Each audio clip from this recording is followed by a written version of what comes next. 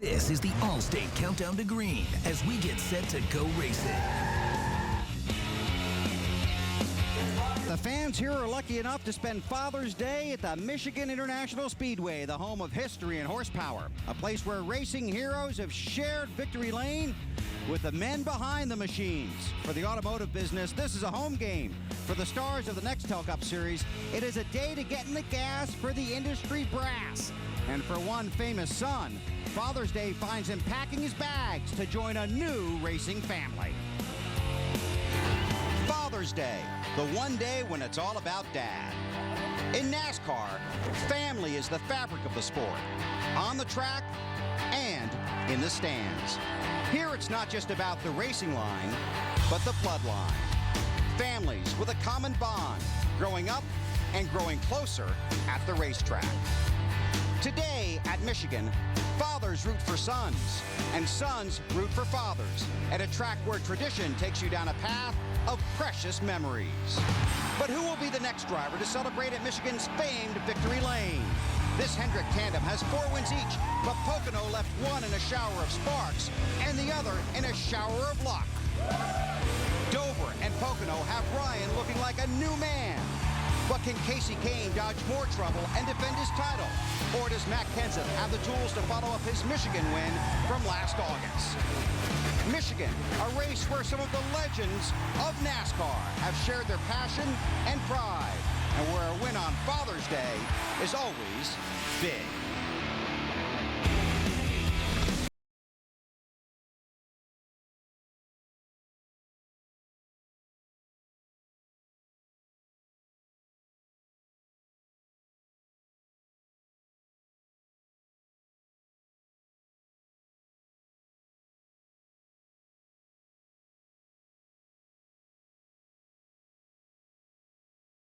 TNT Sports presents NASCAR. Today, it's NASCAR Nextel Cup Racing from the Michigan International Speedway.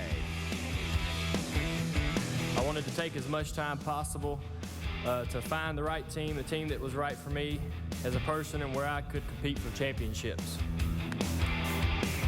As I sit here today, I can say with complete honesty that I've found and accomplished that goal. And so today, it is with great honor to introduce my new boss for 2008, Mr. Rick Hendrick. Well, the guessing game is over. Dale Earnhardt Jr. got a ride at Hendrick Motorsports after car owner Rick Hendrick told him there wasn't a seat for him. How about that?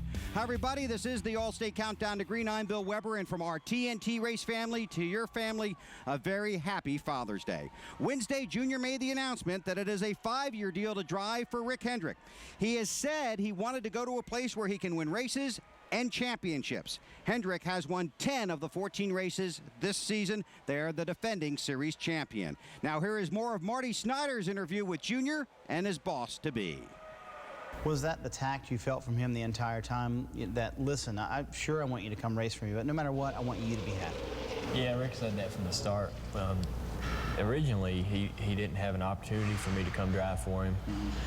And, did you ask for that opportunity? Well, I told him that I was, you know, there's a handful of guys that I seek advice from, and you know, you have to have some guys you trust, and Rick's in that group, and you know, basically that's what I was doing when I was thinking about leaving DEI. You know, what was I thinking? Was I crazy or whatever? You know? And he was a huge help, and his whole deal was whatever you want to do, whatever makes you happy. I want to, if I can help you in any way along that route, I want to do that. He had no motives. He wasn't in there saying, come drive for me, come drive for me. Never once. He had no motives like that. So that makes it really easy to say yes, you know, to Rick, because you know he's going to take care of you. The pressure now is on you in a lot of ways. You're now going to have the best stuff. You're now going to have the best equipment. Do you feel that pressure, and do you accept that as a challenge, that now it's on me to show that I'm a driver capable of winning? Man, to have that chance, to have that sitting in front of you, you have to take it. You can't, I can't dodge the fear of failure and look down the road when I close the door and say, you know, I had that one shot, you know, I should have took it, you know. Right. And I don't want to, never want to feel that way. You know, that'd be worse than not succeeding, you know, in the best equipment. Is it on you? Is it fair that people say, now you got to prove yourself? Sure, I'll take it, no problem. Ain't no big deal. I think it's on me. I think I'm feeling it. I think I'm feeling That's the wrong, pressure. man. They're not going to think that way. Well, but he's got a good point. If you don't win, believe he it's your does. talent. If you don't win and you're not successful, it's his fault. That's going to be 50-50. And if we don't win, I think a lot of people will say, you know, half of them might blame him, the other half are going to blame me. I think 90% of them are going to blame me. No way. Are you? I mean, honestly, do you feel pressure in doing this deal? Absolutely. That went through your mind before you signed this deal? Absolutely. Really. From a personal and a professional side, it's added pressure when you bring someone of his status in that's already a superstar of the most popular guy in the sport. Then the heat's on. You said the last press conference, quote, "My father would want me to do whatever it took to put myself in a position to win a championship." Is this the best opportunity to do that? Yeah, I think it's a great chance for me to come over there and have an opportunity to battle for championships year after year for several years. Will your career be unfulfilled if you don't win a championship?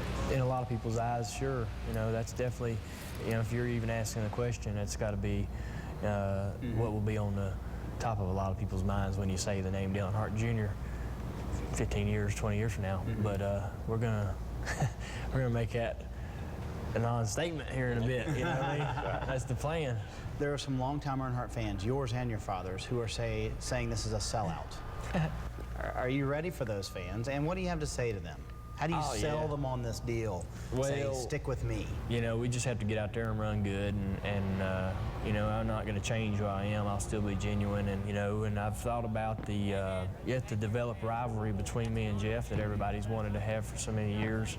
You know, that might have an opportunity to flourish a little bit and be. Do you think flourish, even though you've been on the same team? Yeah, I think that can be healthy, you know, to be competitive. I know Jeff well enough to know that he, even if I do go and come over there and drive with him at Rick's, he's still going to want to outrun me, and he's still going to like outrunning me, you know. Maybe even a little more. Right, and so, and I enjoy that, you know. I want to eat him up, you know. When I beat him, I wanted to get in, you know, get in his gut. Right. So I'm not going to advertise it and push it and entice it as much as is possible, but I think that can still arrive and still happen. And you know, I think my fans will still draw a line in the sand between each other. You know, that's just the nature of the sport. Dale Earnhardt Jr. ready to be announced to the introduced to the fans here at Michigan. Now let's talk about Wednesday's announcement. What's been the reaction from your peers in the garage area to your announcement? Oh, it's been great. Everybody's congratulated us and seems really excited. Kenny Schrader, who drove for Rick, was really excited, and he's a big supporter and friend of mine. And you know, that means a lot. You know, when them guys tell you made a great decision, you always kind of worry whether you're making the right decision anytime you make something huge like that. And them guys have just been supporting my beliefs and what we decided to do. I'm going to go out on a limb here and say between now and February of '08, you're going to be asked about this every week. How do you not let that be a distraction to your race team? I can handle it, man. I've been around this sport for a long time. I got to watch my daddy bounce a lot of things off and, you know, deal with a lot of adversity. And, you know, it's no real big surprise. And I just get in that race car and drive the wheels off of it. I can't wait to get this thing started today. When do you anticipate all the rest of the stuff being done, the number, the sponsor, all that stuff? Because that's what your fans want to know. Yeah. Well, not that I could care less who it's going to be or the number and the sponsors we're going to be working with, but I got the stuff that mattered to me and was bugging me out of the way, so the rest of it's gravy. I can just concentrate on driving my car for DEI and doing a good job for my Budweiser team and having a good season. You know, just trying to end on a good note for those guys.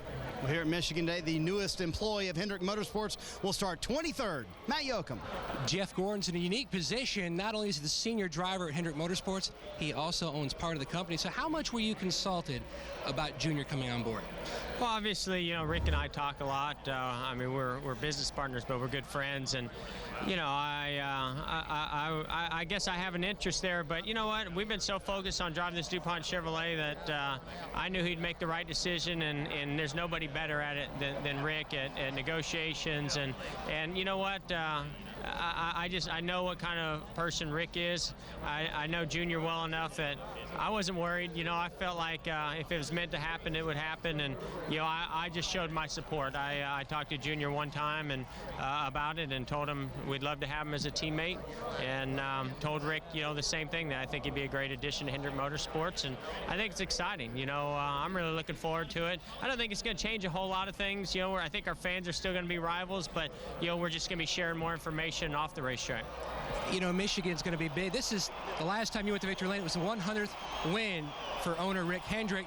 You've got a big week ahead, so starting 6th today, you know, basically handicap your chances for your 3rd Michigan win. Well, first I got to say Happy Father's Day. I certainly, you know, wouldn't be where I am in racing without my stepfather John, and got to say hello to my dad out in California as well. And you know, it's a special day and a special week. You know, next couple weeks, who knows what could be in store for us. For me as a potential father, so today means a lot. And you know, we've got a great DuPont Chevrolet. We starting 6. We'll just have to see, you know, the way this team's been fighting lately with the great, you know, calls that Steve's been making in the pits, great pit stops, and just the fine tuning of the car as the day goes on. You know, I think anything's possible. This is going to be a hot, slick racetrack today, so it's going to be tricky. You know, everybody comes up and they talk to Jeff Gordon here at Driver Intros, Bill, and they're not saying, hey, what about Junior coming on board? They go, hey, is the baby going to come this week? That's what we're all waiting for. All right, Matt, thanks a lot. And joined by a couple of guys celebrating Father's Day, Kyle Petty and Wally Dellenbach. Let's pick up on a couple of points we talked about a little earlier that also Junior brought up. Distractions, concentration on driving the car and doing a good job for his team. It was funny in that interview when Marty asked about distractions, and Junior gave the interview, but I think he was thinking, man, I don't know how I'm going to. You could see him thinking, I don't know how I'm going to get through the distraction. He's going to be distracted because you can see how happy he is in the interview when he sat down with Marty, and he's so excited about going to drive for Rick. He wants to get there tomorrow. It's going to be tough not to be distracted. You're going to have people talking to you about it all the time, media, crew guys, the whole deal. So I think he's going to be distracted. I think he'd like to be in that car next week if he could. Yeah, I'm the same way. I think he would like to be in it today. I think he would have switched with no practice. Just go get in that car. You know, that's the way it is. And I do think it's going to be a distraction, not only for him. I truly believe it's going to be a distraction for the team, because now you've got guys at Hendricks and now you've got guys at DEI that are going to position themselves to either go with Junior or go to another team. So there's going to be a ripple effect in some of this stuff, and I think it'll be a distraction for the entire organization. For Junior, all he's got to do is hang on to that steering wheel. The other guys, they've got to work on that car. Well, we'll see how it plays out. We'll see how he does today. We'll see you guys upstairs in a little while. All right, still ahead. After the first lap, we'll hear from Dover winner Martin Truex Jr. on his past and DEI's future. And we'll talk to first-time pole sitter J.J. Yaley as we prepare to go 400 miles at Michigan on TNT.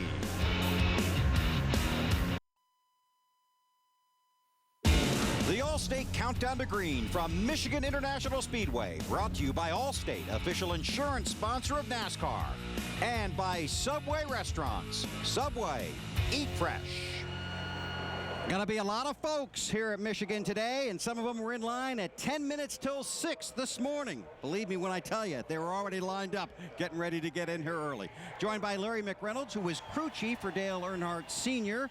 You've been watching the Junior story. Just your quick thoughts. Well, the biggest thing, I picked up on a lot of things out of that press conference the other day, Bill, but the biggest thing I picked up on was the fact, a sense of relief. He knows what he's going to do. He knows what the plan is. And even though over the next 7.5 months or so, the speculation, what color will the car be? Yeah. What number? Who's the sponsor? In 7.5 months, when Daytona opens at Speed Weeks of 2008, Junior Nation will only see Dale Earnhardt Jr. on the racetrack. It won't matter what color the car is, who his teammates are, or who owns it. Just how loud they are and how good he is. You right? got it. Well, he's got a new partner coming at Hendrick Motorsports. A few weeks ago, Martin Truex Jr. was the other guy at DEI. Now with Junior on the move, he has become the guy at DEI. Truex is more than just a teammate to Dale Earnhardt Jr. They used to be housemates. They are good friends. Truex put himself on the map with his win at Dover 2 weeks ago, and as Ralph Shaheen reports, with that win in the past, he is firmly focused on his future in a business where he's no longer just the junior partner. You guys did spend some time living together, and one would think that that could have been maybe some of the craziest times of your life, was it? No, it was actually probably some of the calmest, because I was afraid to do anything. You know, it wasn't my house. Martin Truex Jr.'s path to Nextel Cup stardom may have gone straight through Dale Earnhardt Jr.'s front door, but the Truex roots stretch back to New Jersey, where he was born and raised in the family seafood business. Winters were hard, you know, at 3 in the morning, 20 degrees out, ice on the boat. That was pretty rough, but I wouldn't trade it for anything. Did you ever think there was a time that maybe you'd have to do that for a full-time job? I pretty much figured out at a pretty young age that I needed to get good at something else because that wasn't what I wanted to be doing the rest of my life. Martin also learned racing from his father, who ran the Busch E Series mostly as a hobby. When Junior showed some talent, Truex Sr. shifted his attention and began building a team for his son. He was still competitive and he still loved to do it, so it was hard for me to see him kind of give that up. And that's when I started working full-time at the shop. I'd work on my cars all day, all night, and whatever it took because of what he did and the chance he gave me. Martin had the skills, but money was limited. Then, at a test session, with the aid of a family friend who also knew Dale Earnhardt Incorporated's engine builder, Truex got the break of a lifetime. Richie came and got me, introduced me to Junior, and Junior's like, hey man, I want you to take a couple laps of my car. And I was like, I couldn't believe it, I was shocked. I'm like, I just met this guy, he wants me to get in his car, oh my God, I was nervous, I didn't know what to do. It started raining, so I didn't get a chance to do it. Within 2 years, Martin was a champion, and the juniors were inseparable. He was kind of like my mentor, he kind of took me under his wing, and I lived with him for a while, and he taught me the ropes. He taught me what to look out for and the things I needed to focus on. Back-to-back Busch Series championships. Did that really seem like a dream to you? It did. It just happened so fast. It was just really unbelievable to be part of all of it. The wins in Nextel Cup did not come as easy. In fact, they didn't come at all until 2 races ago at Dover. Another junior, Martin Truex Jr. is going to win his first Nextel Cup race. Yeah! Whoa! Thank you guys, thank you so much. Holy mackerel. In a distracting season marked by his teammates' stunning announcement to leave, Truex had grabbed his own headlines. They've always won races, and if I wasn't winning, I probably wouldn't be around here very long. So a lot of people said that I couldn't make it. That they would have trouble in the future, and it was good to make them guys have something to look forward to.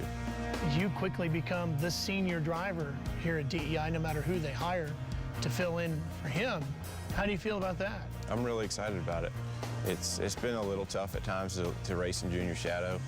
I love being his teammate. He's been he's obviously a great race car driver, and he's helped me tremendously.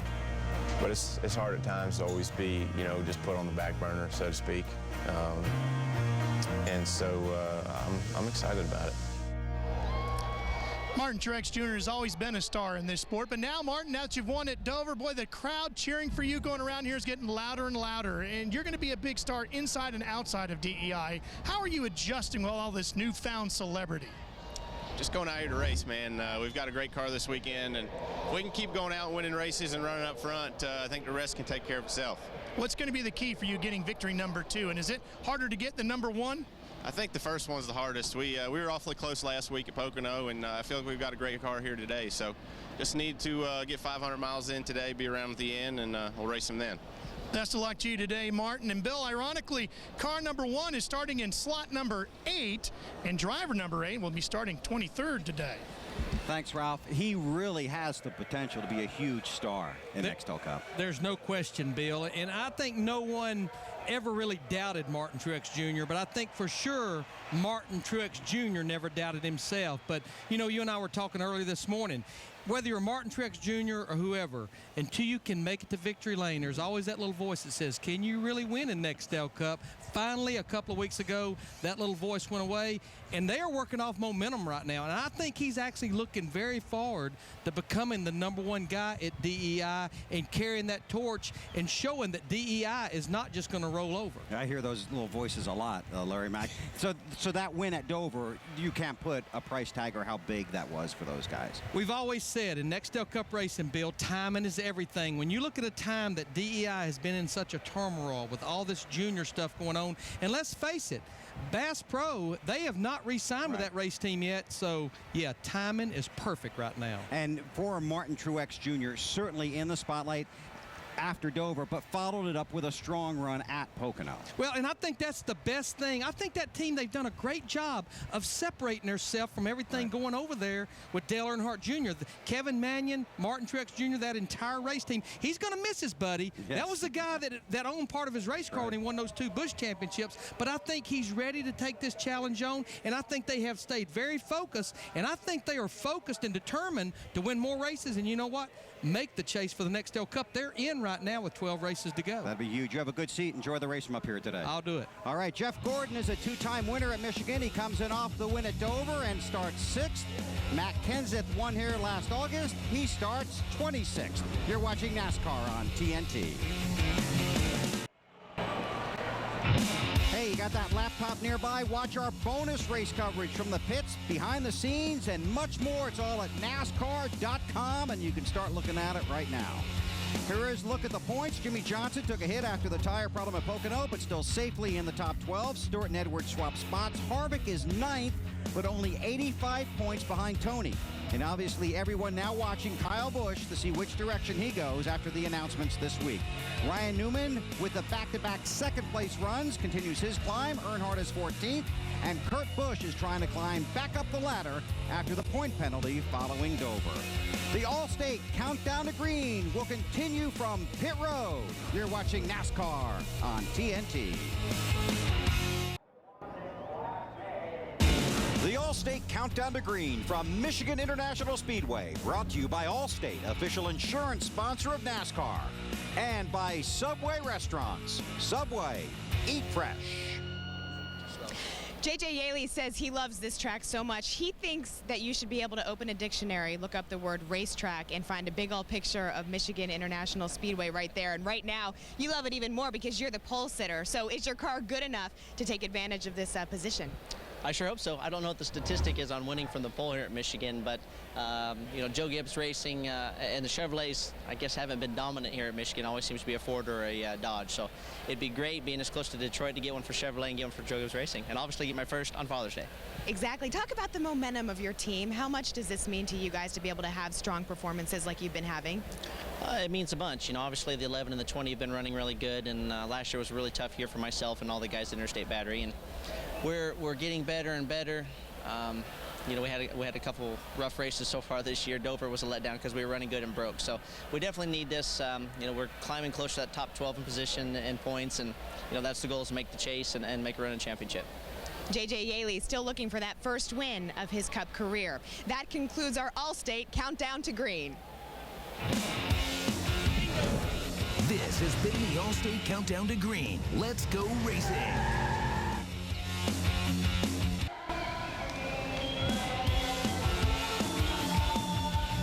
The grandstands are full in Michigan. We are mere minutes away from racing on TNT. Time now for a bit of pomp, a bit of circumstance. We're going to take you trackside for opening ceremonies here at Michigan Speedway. And now with a presentation of colors, the Lenawee County Sheriff's Department Honor Guard. And would you please remain standing for our invocation? The Director of Michigan Raceway Ministries, Scott Gurley. Father God, we thank you for this fun day to honor our fathers and to enjoy racing. Above all, we stand amazed at how you've shown us the perfect example of a father's love, and for that, we honor you. Thank you for your protection over every single person involved in today's event. Strengthen our nation, give wisdom to our leaders, and bless those who courageously defend our freedom. Lord, we thank you for Mr. Bill France Jr., Mr. Benny Parsons, and Mr. Bobby Hamilton Sr. Keep their memories alive in our hearts as we enjoy today's race.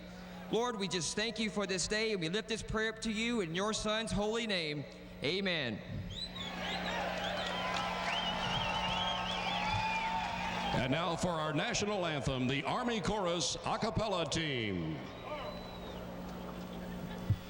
Oh, say can you see by the dawn's early light what so proudly we hailed at the twilight's last gleaming, whose broad stripes and bright stars through the perilous fight o'er the ramparts we watched were so gallantly streaming.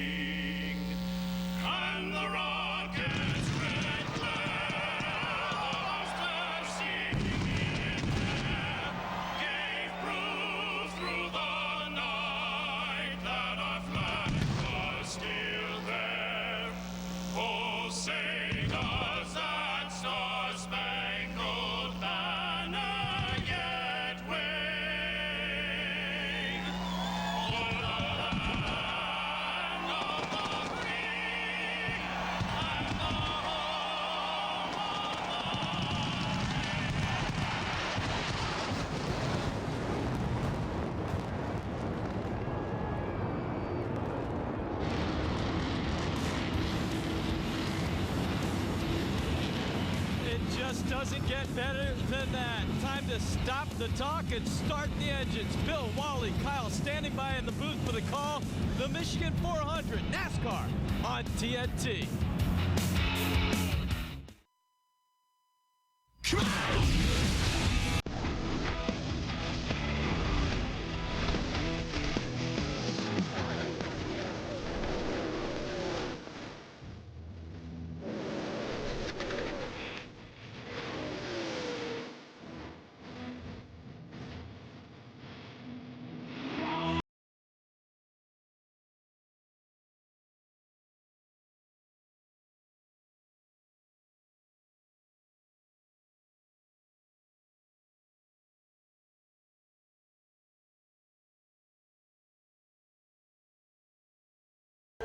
TNT Sports presents NASCAR.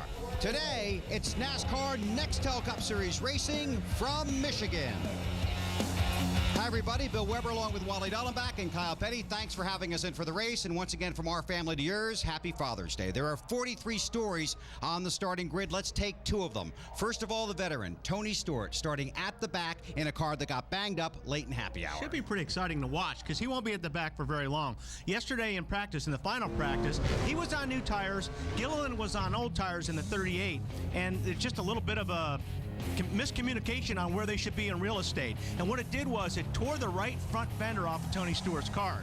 Now, aerodynamics is very important at this racetrack, and these guys hopefully did a really good job repairing that fender because it's so important, and they're so good at it. They spend so much time at the shop getting these things ready for aerodynamics at this racetrack that something like that could put you back, but they've done this before, and it should be pretty exciting, like I said, to watch him come from the back to the front. Okay, here's the other side of the story. His teammate, J.J. Yaley, on the pole for the first time, really looking to make a statement in Nextel Cup. Definitely looking to make a statement. A couple of weeks ago at Charlotte, had the best run that he had ever had. Then he comes up here and he sets on the pole. They did an interview with him yesterday. Watching that interview, he was so relaxed. It was just like, I'm J.J. Yaley, I'm secure in my job. And the Gibbs organization had told him, hey, we may talk to Junior. So to be able to come out and set on the pole, to have the best finish of his career so far, I'm telling you, he's looking more secure every week. Now imagine that Junior's name came up in this conversation. It has been a wild week for him. He'd like to turn it all behind him and just race today. He really would, but and that's pretty funny because there's a lot of other drivers, probably 42 other guys that are breathing a sigh of relief. But yeah,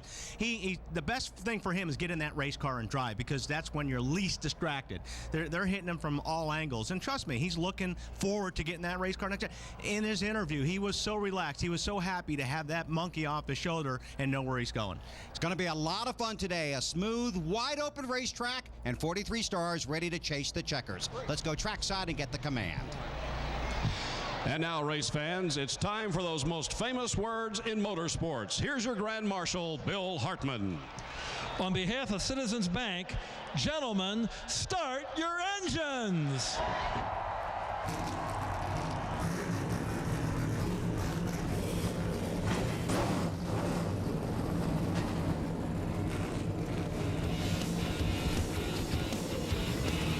Father's Day at the racetrack and 43 men trying to finish the day in victory lane. More from Michigan when we continue. NASCAR Nextel Cup Racing from Michigan International Speedway is brought to you by Vitamin Water. It works for Casey Kane. By Wendy's, where hamburgers are made to order straight from the grill, so they're hot and juicy right when you order them. Wendy's, that's right. And by DirecTV, ride shotgun on race day with NASCAR Hot Pass only on DirecTV. Cars slowly beginning to roll off of pit road. And J.J. Yaley will take them to the green flag. He won the Budweiser Pole Award here on Friday by 1/1000th of a second. His first career pole. He'll be in the Budweiser shootout when we all get to Daytona in February. Here's a look at the starting grid for today's 400-mile race at Michigan. J.J. Yaley and defending series champion Jimmy Johnson on the front row. Row 2 on the inside, Kyle Busch and Ryan Newman in the 12 car on the outside, trying to turn things around this year. Row 3, Jeff Gordon, new teammate announced this week, and obviously, and Joe Nemechek. Back Back in row 4, you'll find Denny Hamlin looking for a win this season, and Martin Truex Jr., who is hot. In row 5 on the inside, Jeff Burton in the 31 car. On the outside, driving for Roger Penske, Kurt Busch in the 2. Row 6, Clint Boyer and Carl Edwards. Back in row 7, we'll find Casey Mears and Greg Biffle, who's had a lot of success at this track. You take a look at the rest of the starting grid, and which one of you guys is going to jump on the radio there? I want to see if I can get a hold of Mr. Biffle. Hey, Greg, this is Wally up in the booth. Do you hear me? Gotcha. Hey, man, seems like it's been a couple of tough races for you, and I was watching in practice yesterday. It looked like you guys were really struggling trying to get some grip in that car. You think you guys got something figured out? Yeah, we sure do, Wally. The dish network fusion got really good at the end of the second practice when that's the most similar conditions we're in now. We finally got it working really good. Greg and all the guys did a great job with the car, and we got to handle it good. I'm real optimistic that this thing's going to go to the front today, and I don't know if we can win or not, but we definitely got a top 5 car right here, I think.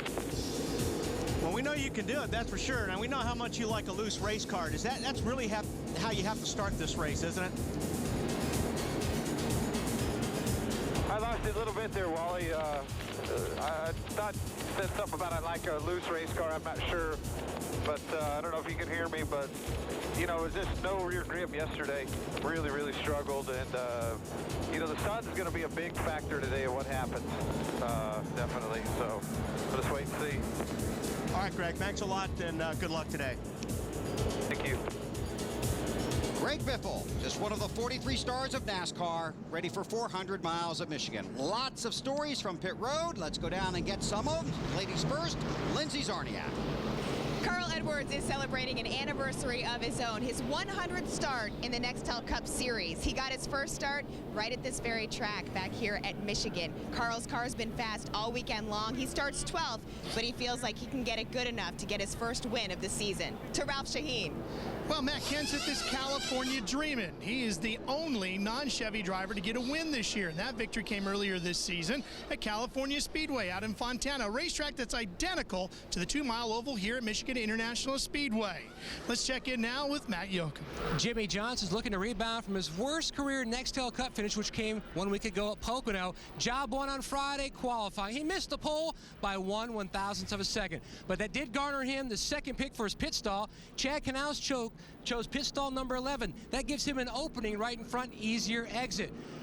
Now Saturday in happy hour, the car was excellent. The only issue, they're concerned running up high, it was a little too edgy, but they feel like that this car is going to be really stout today. Fun meter is high. Marty? Well, Matt, all the way at the head end of pit road, of course, J.J. Yaley in stall number 2. It's Jeff Gordon, our championship leader right now. Now, Jeff, through 14 races, is off to the best start of his career. That includes 98 when he won 13 races that year. And for the 21st time in his career today, he will try to win back-to-back races. Just talked to Jeff moments ago, asked him how the car was yesterday. He said, it was just okay. But crew chief Steve Letarte was standing there and said, we've been just okay in all 4 of those wins we had this year earlier in practice as well. They should be pretty good today. Larry Mack? Guys, I think the biggest story, Greg Biffle touched on it, it's the weather. The racetrack right now is almost 130 degrees. That means these cars will have no grip, slip sliding around. I think adjustments on pit road are going to be very important. But I have a question. Kyle Petty, I've always believed in what you said. What are you doing here this weekend? What am I doing here this weekend? I said I was retiring from driving, not from doing this stuff. That was my promise. No more driving for me. But I thought you said you would not come back to the racetrack if that strategy worked out, is the way I remember. I had to come back to the racetrack. I apologize. I lied to America. That's my fault. I fess up right there.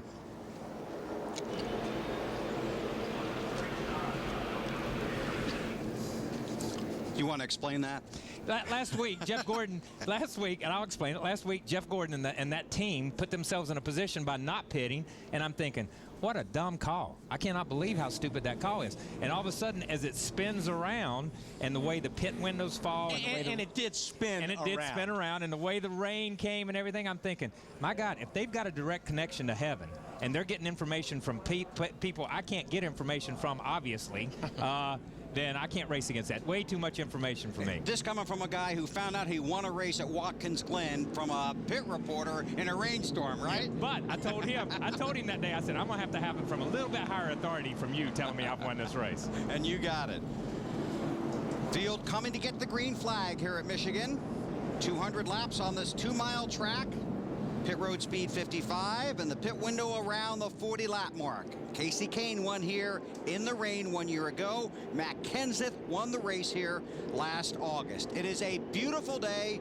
Temperature in the 80s. The sun is shining. It is hot. It is humid. And these fans are ready to go for 400 miles here on TNT. J.J. Yaley, first time ever on the pole next to the defending champion, Jimmy Johnson, the reigning Nextel Cup Series champ.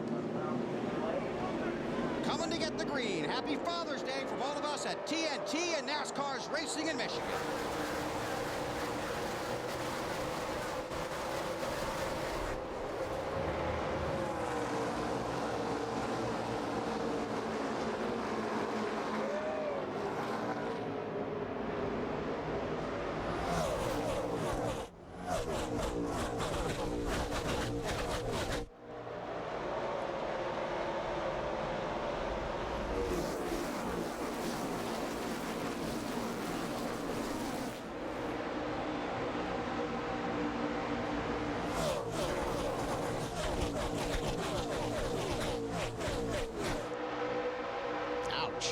J.J. Yaley went from the point to back to 6th spot.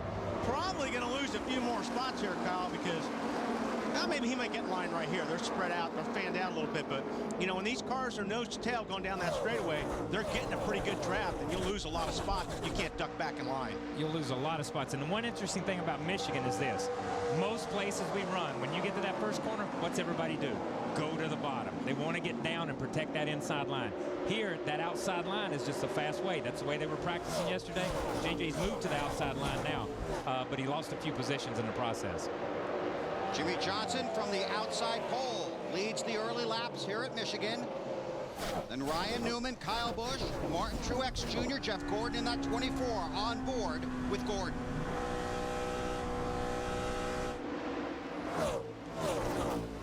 They were 3 wide, less than a mile into this race, and we should see that all afternoon.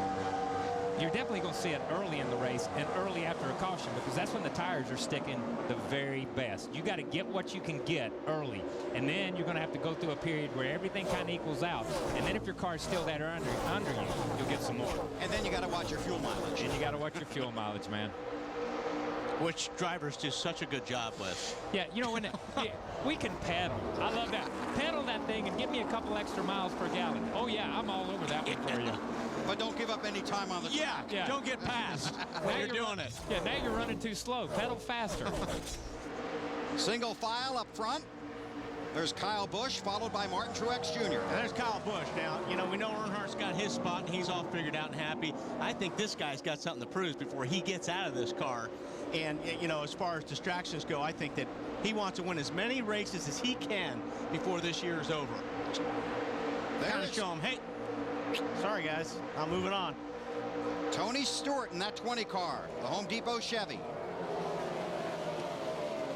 The problem with Tony starting that far back and then having to go and fix the front end, basically he didn't know exactly where his front end's going to be. He's got to try that a few laps. And the worst condition for the nose is following somebody. And when they're 3 wide, there is no clean air. Yeah, following somebody in 40th spot. You've got all those cars and all that dirt. Three wide right there going in at turn 3. They fan out in front of him. Tony looks for a spot in the middle. Wow, look at him. I think he's feeling pretty good about that car right now. Yeah, I'm with you. He got right in the middle of the corner. The thing turned left. He powered up, and now he's making it 3 wide down the front stretch. But that all started in the middle of the corner. An update from Matt Yoakum. And Tony really hasn't said a whole lot on the radio, just trying to work his way to the front. But keep this in mind, the misfortune that happened in final practice, that was their last run of the day. They felt like they had a great package. They put a set of sticker tires to go out and make one more run just to double check. They were exactly where they needed to be, and that's when the incident happened. They're trying to save some mileage, which we'll talk about a little later on the motor. Up front, a battle for second. Truex Jr. in the 1, Ryan Newman in the 12. Newman, a two-time winner here at Michigan. Truex won 2 weeks ago at Dover. And he is really the man in the spotlight right now. Update on Truex from Ralph. Bill, in talking to most of the drivers and the crew chiefs down here, they say they're really looking for two things out of those tires, and it's one or the other. You either want to have a good four-wheel drift, or you want to have a little bit of a push in the front end. But the one thing you don't want to have is the rear end of that car sliding around. They're telling me that these tires, as hard as they are, will slow off a good second after about 10 laps of racing. I asked Martin Truex, so how do you feel about being a World Rally Championship driver? He said, I can slide this thing as good as the rest of them. Marty? And Ralph talked to Ryan Newman right before he hopped in the race car, and he said, you know, I'm really concerned about the early part of this race because these are the conditions when we weren't very good yesterday. They were excellent in the first practice when it was cloudy and cool, but under these hot, sunny conditions, they have tried and tried to adjust on this 12 car to make it a little bit better, but so far they have struggled with the handling being very loose. Started fourth, runs third in that 12 machine. And Ryan, another guy looking to get back to victory lane. Jimmy Johnson leads. Started outside the front row. Pole sitter J.J. Yaley has dropped back to the 10th position.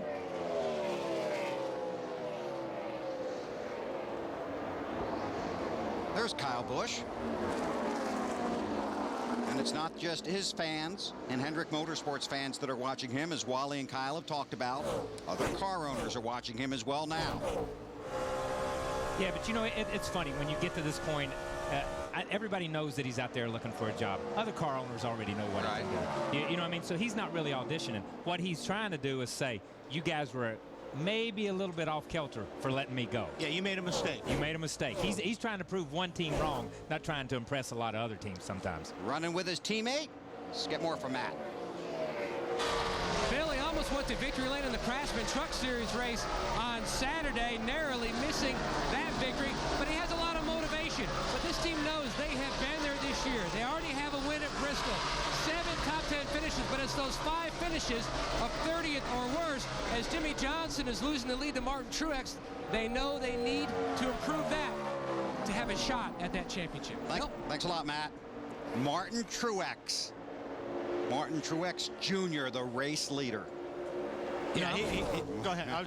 He was making a lot of time up. He's about 3 or 4 tenths of a second faster than Jimmy Johnson. He's running a little bit higher line, or was, than Jimmy Johnson. So, and a lot of these guys in practice were really using that high line where we used to not see that. You start at the bottom, you wind up at the top. A lot of cars were trying to tune the car in to the top. Martin Truex Jr. is in the spotlight. He's in the sunshine at Michigan. He's out front. You're watching NASCAR live on TNT. We're under green at Michigan. We continue under green, but trouble for Ryan Newman. Had a left rear tire go down. Marty. Yeah, Bill, here he is on pit road, and now they're trying to get the carcass of the old left rear out, which is wrapped up inside the car. Now, we have not had tire problems to speak of here this weekend in Michigan so far. Ryan was extremely loose. That will be a little hard on the left rear tire as well as the right rear tire, and they're having to get a Sawzall and cut that tire carcass out where it's wrapped up in the chassis components in the left rear. Long, lengthy stop for Ryan Newman. That will likely take him out of contention to win this race. 5 top 10s in the last 6 races, but 59 races since Ryan Newman last went to victory lane. There's your race leader, Martin Truex Jr. Jimmy Johnson runs second. Then it's Jeff Gordon, Kyle Busch, and Denny Hamlin in the 5th position. You know, looking at Ryan Newman there with that flat tire, we didn't used to see that with bias ply tires. Bias ply tires would come apart. These things, as they come apart, they're radials. It's just like the radials that you see all up and down the interstate. The gators, as they call them, laying in the middle. And what they do, as they come off, they go inboard because you're running at such speed, and they wrap around the rear end housing. So these guys have to cut that off. And when you say a Sawzall to cut a tire off, you're cutting through that radial tire. You got to whack that thing off. You can't send your guy back out there. And it does brake damage. It does fan damage. It can do a lot of suspension damage if it's a front tire. And that's what takes so long now. Used to, that would just be stop, change tires, let's go. Now it's stop, let's get the Sawzall and get this thing cut off. J.J. Yaley in the 18 car started on the pole. He's back. Yep, 17th spot right now and losing more position. So obviously J.J.'s got his hands full with that chassis right now. Matt Kenseth in the 17 taking a look underneath. It's Kevin Harvick in the 29 and Michael Waltrip just in front of them. And give a little shout out to Michael Waltrip there. He's hanging tough in the top 15 or 16 right along in there. And to have had the year that he's had, it's really, really good to see him in that Napa car run. Marty, following up on the 12. Yeah, guys, Ryan Newman left pit road, wanted to know what the body damage was, but look at this carcass that was wrapped up inside the chassis of the cars. I dropped my radio around it, and this was all wrapped up inside the suspension of the race car. It's why it took them so long on pit road. They had to unravel it. You see where they had to cut through it to get it out of the pieces of the spring, shocks, things like that, because it was all wrapped up inside there. Cost Ryan Newman a lot of time here on the racetrack. It's amazing he didn't knock the spring out of it. Or a shock or something like that. It is amazing because you got to imagine these tires weigh 70 pounds when inflated. So there's a huge hunk of steel and rubber flopping around in there. Even though it looked like he was running slow, he's still running 90 or 100 miles an hour coming down the backstretch on a flat tire. That's a nice pack back there. They're all chasing Martin Truex Jr. He's made his way to the front looking for his second Nextel Cup Series win. You're watching NASCAR from Michigan on TNT. Martin Truex Jr. has moved from 18th to 11th in points in the last 3 races. Today, he has moved to the front of the field. He's the race leader as we complete 22 laps here at Michigan. Time for our AT&T Race Talk question, and it's about his teammate. What impact will Jr.'s move to Hendrick have on his career? Text the word race to 191 on your AT&T wireless phone and vote. And we'll have the results later on in tonight's newscast. On board with Junior, there's Truex. Jimmy Johnson runs second. Then it's Jeff Gordon, Denny Hamlin, Kurt Busch up to 5th. Kyle Busch runs 6th.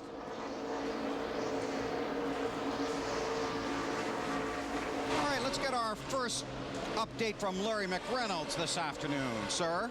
Well, Bill, I'm down here at our TNT Test Ford Fusion, our test car, and what Mike Nelson and that 12 group had to do when that car's tire started coming apart, it wrapped all around the rear end housing here, wrapped up in the spring. So what they had to do, they had to take this Sawzall and get in there and start cutting on that. They had to start cutting it to get it out, because what you have to remember, guys, it's not just rubber. It's a steel belted radial tire, so that was the real challenge.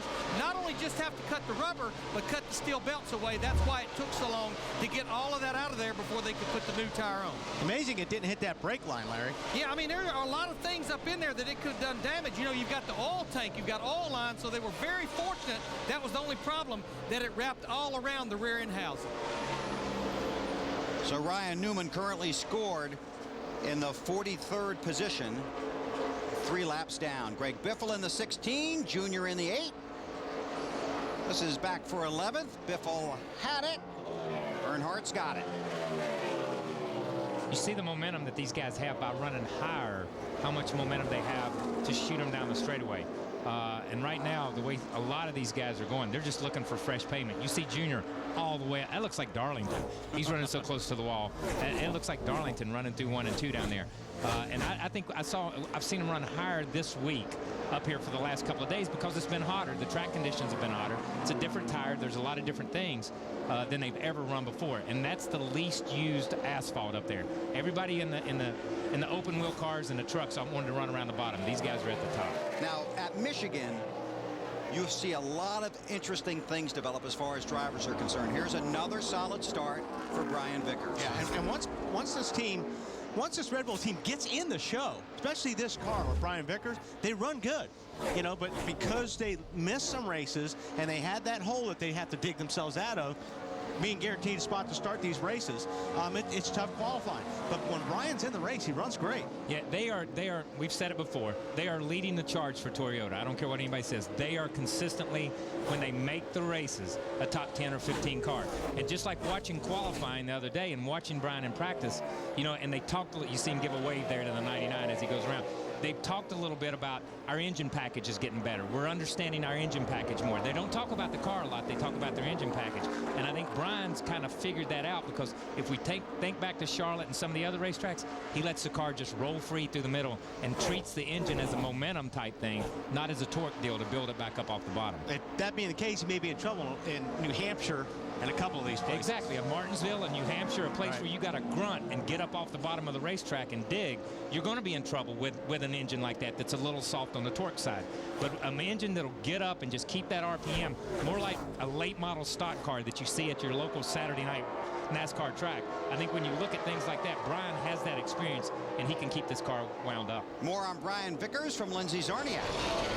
Thank you, Bill. And I wanted to add on what you and Kyle were talking about, because, Kyle, you're exactly right. He said it is the engine that's making a big difference, and he did finish 5th when he was at Charlotte. But I talked to his spotter, who is David Green, who said that he has seen a ton of difference in Brian, and Brian says his confidence has been at a level where he feels like he's communicating well, and they've got a really, really fast race car.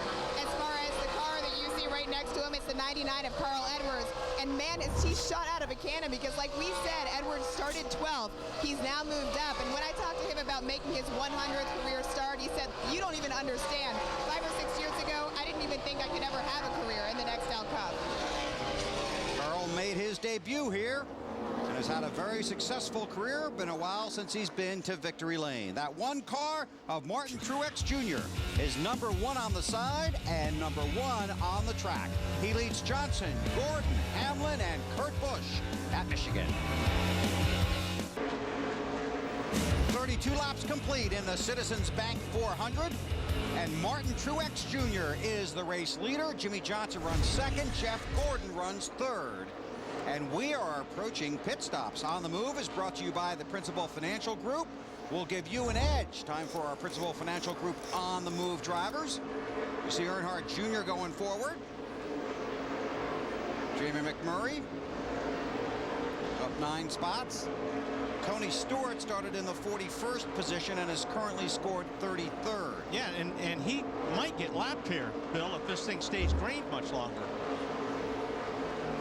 Joe Nemechek headed for pit road.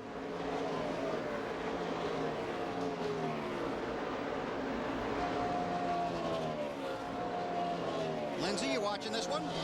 I am watching. It looks like right now they're on the right side changing tires. They're going to give Joe 4 and fuel. Joe has been very, very happy with this car, obviously, because they had a great starting position. He hopes he can keep it up for a good Father's Day. Phil? Thanks, Lindsay. We have an outside wall here on pit road. What's this one like when these guys start coming in? This is a great pit road. This is one of the best pit roads we run. I don't care if you've got an outside wall. There's tons and tons of room to get in and out of your pits to get back in line. You know, we probably saw something there with the 13 car that we may not see for the rest of the day. Just like Lindsay said, he's happy with his car. He had a great start. They didn't make any chassis adjustments. No wedge, no anything. We see these cars going forward or going back and doing stuff. I thought we'd see a lot of chassis adjustments as hot as the day is. But we didn't see anything. There may have been a tire pressure adjustment. How about these two guys running together? Dale Earnhardt Jr. following Kyle Busch. But you saw Kyle Busch's hand come out the window, which means I'm going down pit road. So he's going to give Junior the outside, and I'm betting Kyle Busch comes down pit road. And that's just good communication. You know, you want to let the guy in front of you know when you barrel off into the corner. So obviously there's not a lot of hard feelings there. Kyle would have let him follow him off in the corner and brake checked him and then said get down pit road best way you can. Gives up the 9th position, comes to pit road. Tony Stewart's also on pit road right now. Matt? Chassis adjustment by Shaggy Larson, the catch can man for Tony Stewart. His car extremely on the tight side. He's away. Meanwhile, the 5 team, as their car hits pit road, he said on a scale of 1 to 10 that he was tight at about a 5, but he had a 4-wheel drift on exit. Significant air pressure adjustment, trying to get this 5 a little bit better. He was running in the 9th position before his stop. J.J. Yaley on pit road. Carl Edwards is on pit road. Martin Truex Jr. is making his way down pit road. Marty Snyder. Well, Kurt Busch just left pit road. He said his car was tight on entry, and it never really got better the longer they ran. So what they did, they put a round in the right rear. Ralph? Well, Martin Truex is very happy with his car. They're just going to make a slight air pressure adjustment. They said we led 1 lap. We got 5 points for that. Let's lead the most and get the rest of the points there as well. So you see the traffic on pit road. Jeff Gordon on pit road right now at the bottom of your screen. Truex creeping down pit road. Pit road speed limit 55 miles per hour. Jimmy Johnson's been on pit road. Marty? Jeff Gordon leaving pit road, Bill. A little bit tight at the end of that. He said especially in turns 1 and 2, half round of wedge in the right rear for Gordon, trying to loosen up that 24 just a little bit, Weber. Bill, Kevin Harvick, Daytona 500 winner. Whoa! Oh, close. close call with his teammate, as well as a 96 of Tony Reed. All three RCR cars on pit road. All three, Bill, complaining of the same thing. Tight in the center and extremely free on exit. Big adjustments for all. They work on Denny Hamlin. Ralph? Very happy with the number 11 of Denny Hamlin. The FedEx crew goes to work on it. No changes here, Bill. Hamlin leaves his pit stall. There's Junior. Service on his car completed. Ralph? They're very happy with Junior's car as well. He's been pretty quiet with it. They're just watching the lap times, Bill. Those tires falling off a little bit. Very hard tire here today.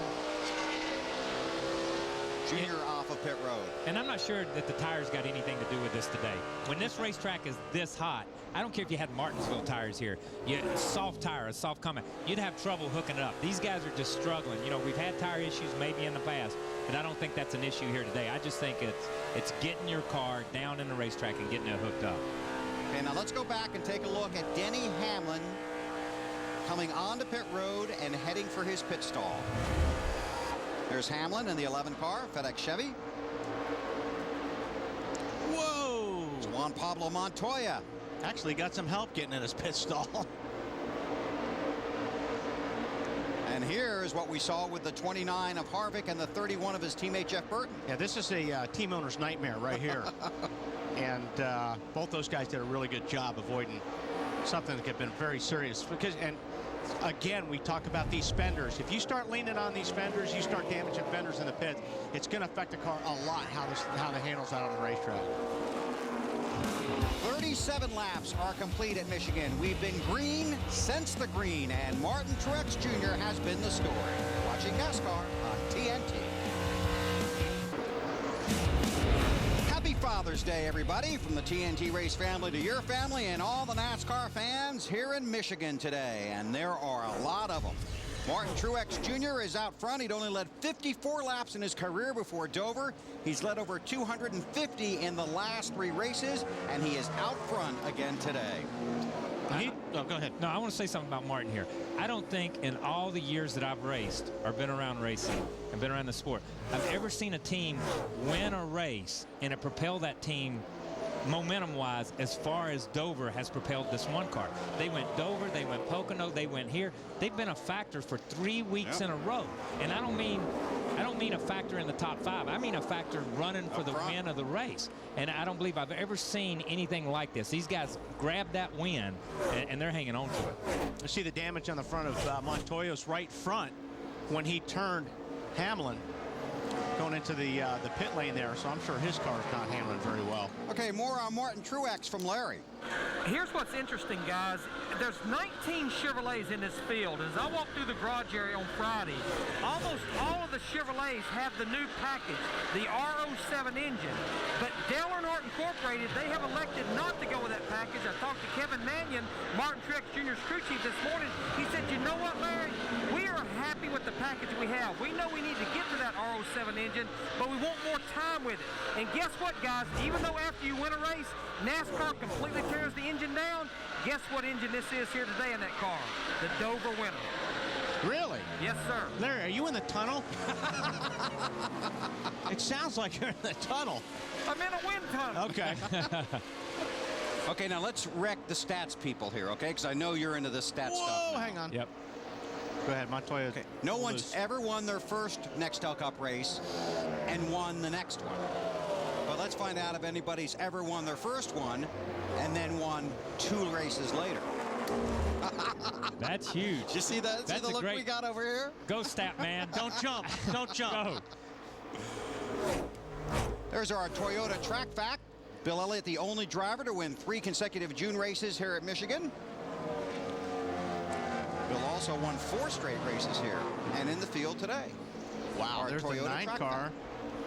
Boy, that's a shocker. Casey Kane about to go a lap down. There's a guy who won one of the races last year and finished 4th in the other race with this car. We haven't talked about this car, I don't think, so far since we've dropped the green flag, but that is last year's Dodge Charger. Casey and those guys wanted to bring last year's car, the 06 car, back to Michigan because they had so much success here last year, to try to find out what's wrong with that team, to try to re-baseline themselves there and at Abraham Motorsports. So they're continuing to struggle a little bit. And they're going to continue to look. And obviously it's not in the 06 or 07, or it doesn't appear to be right now. But you can't say that either because they've only had really one race on that car. If they were able to run it 5 or 6 races, they'd probably be back in the swing the way they were last year. A year ago, Casey Kane was 5th in points. Coming in today, 28th. You know, and Wally said something earlier about the 42 car with damage. He's got to have, the front end can't be as good as it was when he started, but you saw him drive around the 9 and the 40, his teammate. Those cars are intact. Montoya's not. So obviously Montoya's up on the wheel driving that thing, or at least trying to stay in the lead lap at this point in time. Marty, how about Casey Kane?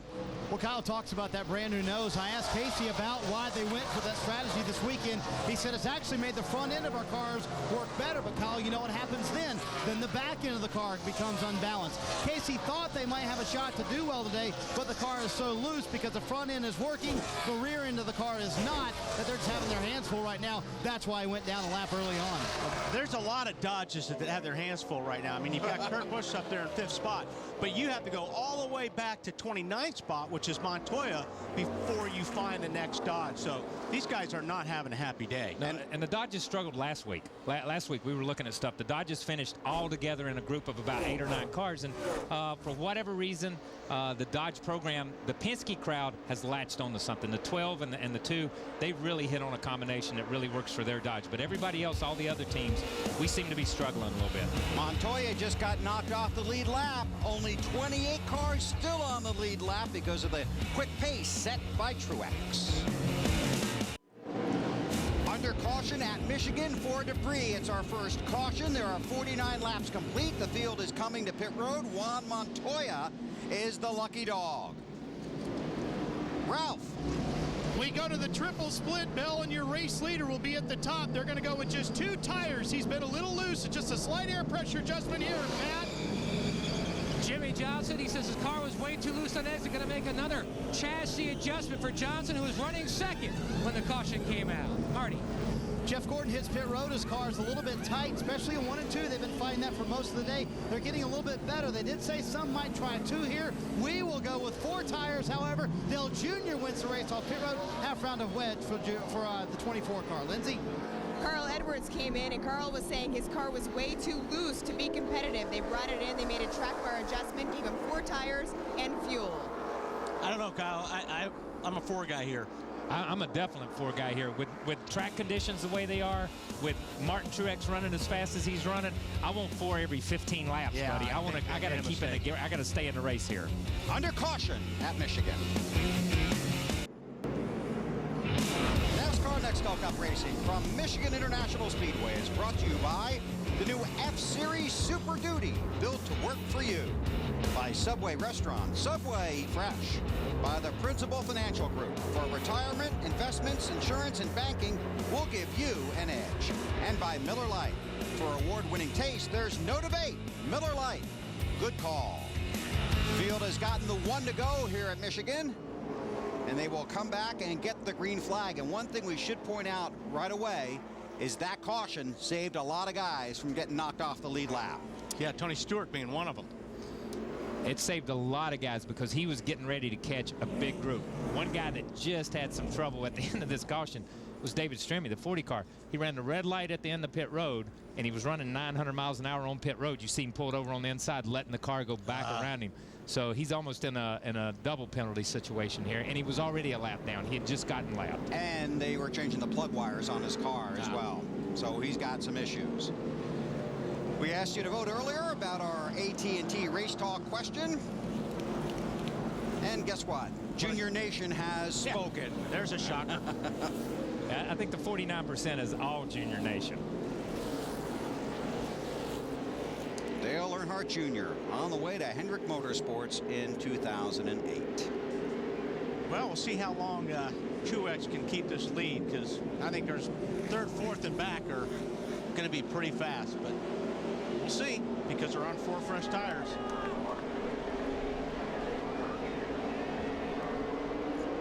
Green flag in the air.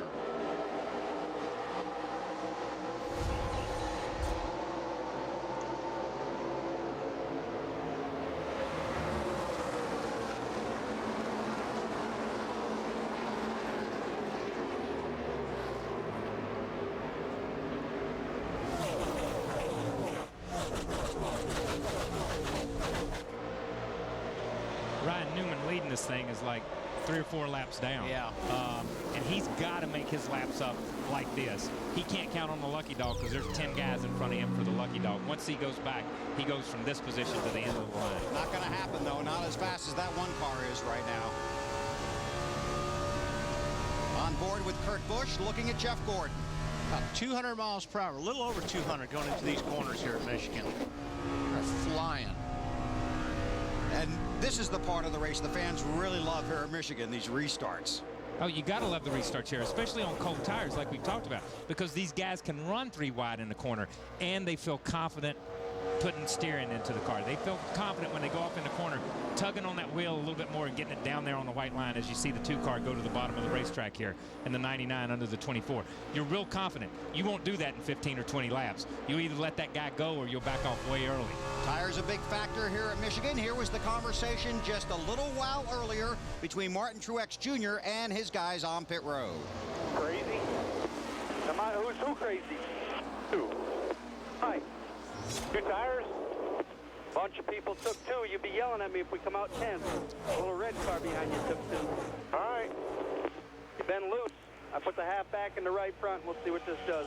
Clean air, man. 2 tires up top. I tell you, drive right away. That is one thing that he's got going for him is the clean air. If he was back in 2nd, 3rd, or 4th in traffic, ooh, there's 4 wide almost. He would be struggling. But that's the only thing I think that's saving those guys right now is that they're out front.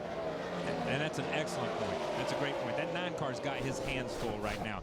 You saw it took his breath when they split him right there coming out of turn 4. Believe me, I've been in that position a million times in my life. And it takes your breath when they go by you on both sides. Well, you and I had a conversation, and I was talking to Wally about it as well. These guys that race deeper in the field, is it safe to say they're racing harder than the guys at the front? Hey, the guys running up front got good handling cars. The guys that are running the middle to the back of the pack, they're all just standing in the seat right now, driving the race car for whatever it's worth. And there's a lot of them doing the same thing. So, yeah, I think these guys are driving a lot harder back here. A lot harder. And you see these guys 4 wide in the middle of the corner because you can run here. They're not side by side. They're in different places. What that does, that disrupts the air totally. As you see these guys out front, there's nothing in front of them, man. They can point that nose wherever they want to go and be in good air. Just tug on it and keep going. But those in the back, you can't make your car do what you want it to do, so you're constantly driving. Now here we see the 48 car overtaking Dale Jr. This is where I think the 48's good. Now the tires are in, the pressures are up, he's got heat in the tires, and I think he's going to run down the 1 car. Matt. Bill, he does have those 4 tires compared to Truex's 2. Good opportunity to gauge just how big of a difference the 4 versus 2, but Jimmy Johnson was a little free on exit, just like happy hour. The car was a little edgy, but he was very strong in the middle. They feel like Truex will have difficulty trying to pass cars in the middle on down, and they feel like maybe later on they're going to be even in better shape, Ralph. Matt Dale Earnhardt Jr. is searching for setup on his car. He doesn't know which direction to go. They ended up making the call for him. Then with right sides only, a slight air pressure adjustment, some fuel, and send him back out. Now right here, this is frustrating Jimmy Johnson a lot because you got Ryan Newman that's 3 laps down, and he is racing the heck out of Jimmy Johnson. And Jimmy Johnson knows if he can clear him, which he does here, now he can start running down Martin. But as long as you're running side by side around this racetrack, you're losing time to the guy that's all by himself out front setting sail. And this is one of those times when Jimmy's thinking, what goes around comes around, buddy. Next time I'm 5 or 6 laps down and I'm trying to get up there and race the leader, I'm going to run you hard for 3 or 4 laps. All the 12 car has to do in this situation, feather up, get back in line, and go again. Because he's only going to drop back 5 or 6 spots here. And his spotter could tell him that, hey, just go to the end of this line. Get in line behind your teammate, Kurt Busch. He's the last car in this front group. Because you're not in line for the lucky dog and you're not making your lap up. Right, you're not close enough to the leader to race Jimmy Johnson hard enough to get one of those laps back. Here's a story unfolding. Tony Stewart started 41st and has climbed his way up through the field, Matt. In open wheel terms, Bill, elbows are up. That means he's up on the wheel. Stewart down low where he likes to primarily run, but a battle for the lead between Jimmy Johnson and Truex. I didn't think it would take long. And I hearing Martin when he was saying 2 tires, are you crazy? I mean, because he knows how much he was sliding around, and if he knew everybody else took 4, I think he figured he was a sitting duck. And he had to feel that way. And like they tried to explain to him, yeah, okay, let's just give it a try here, man. You saw, yeah, did that see cut that it dead back to the right, man. That was huge right there. And he may be a setting duck. Here you see the 99, Carl Edwards going around him. But let me tell you something. At least he knows now what his car will do on 2 tires. Bono and those guys, we know what our car will do on 2. We know what other people are going to do on 4, and we're not going to make this mistake the rest of the day. We've got it out of the way early. It's not costing us anything to run along here in 3rd instead of leading the race. Lindsay. And Carl's car is really strong. He was being quiet before, but he just got on the radio a short bit ago and was basically a cheerleader for his team, thanking them for the work that they did on that stop. And he said, guys, I know that you can even do it better than that, so thanks. I tell you what, though, Kyle, it'll be interesting to see if this thing goes green for a long time. He may slip. It'll be interesting to see how far he slips back into the field, because all the cars behind him have 4 tires. Well, we'll see how the strategy works out. Right now, Jimmy Johnson has raced his way to the lead. You're watching NASCAR on TNT. We're under caution here at Michigan. Juan Montoya has rubbed the wall. He had brushed it earlier, got the right front fender on the tire. And if you have really good eyesight and you look in the distance, you'll see Juan up into the wall. And that's a pretty good hit. Yeah, that looked like he lost the right front tire there right before he ate the wall. So the adventure for Juan Pablo Montoya continues. Slow down. Make a swing right here if you can. And the field will be coming to pit road, and now we're going to see some tire strategy perhaps on some of these cars. Mark Martin, by the way, in the 0-1, the lucky dog, will come around, be the 30th car on the lead lap. Montoya trying to get out of the way down there on pit road. Here comes a lot of traffic. Lindsay. Carl Edwards had said before he was too loose to be competitive. They're going to bring his car in, and here will be some tire strategy because they're just going to give him 2 tires and fuel. Matt. Jimmy Johnson leading the rest of the leaders down pit road, making his way to his stall. Johnson's in his car, still 2 free on exit. He slides to a stop off 4 and off 2. Chad Knaus calling for another air pressure change to Marty. Kurt Busch is on the bottom of your screen in that 2 car. They're pretty close to where he wants to be. He said the car's just a little bit tight now. They're going to take on 4 tires up half a round on the track bar. Ralph? Marty, as far as Martin Truex is concerned, he said, I don't think we should have done those 2 tires. They're going to give him a full 4 set here. They said they won't do it to him again. Now, in the last restart, the one had a slight vapor lock. So, guys, let's keep an eye on that as they get ready to go back to green. Wow, that is something to keep your eye on. That's the biggest break right there is the 1 car. This caution saved those guys, in my opinion, because I think they were going to fall way back into the middle of the field. Carl Edwards, too fast exiting pit road. He'll restart at the tail end of the longest line when we go back to green flag racing. We're under caution. You're watching NASCAR on TNT.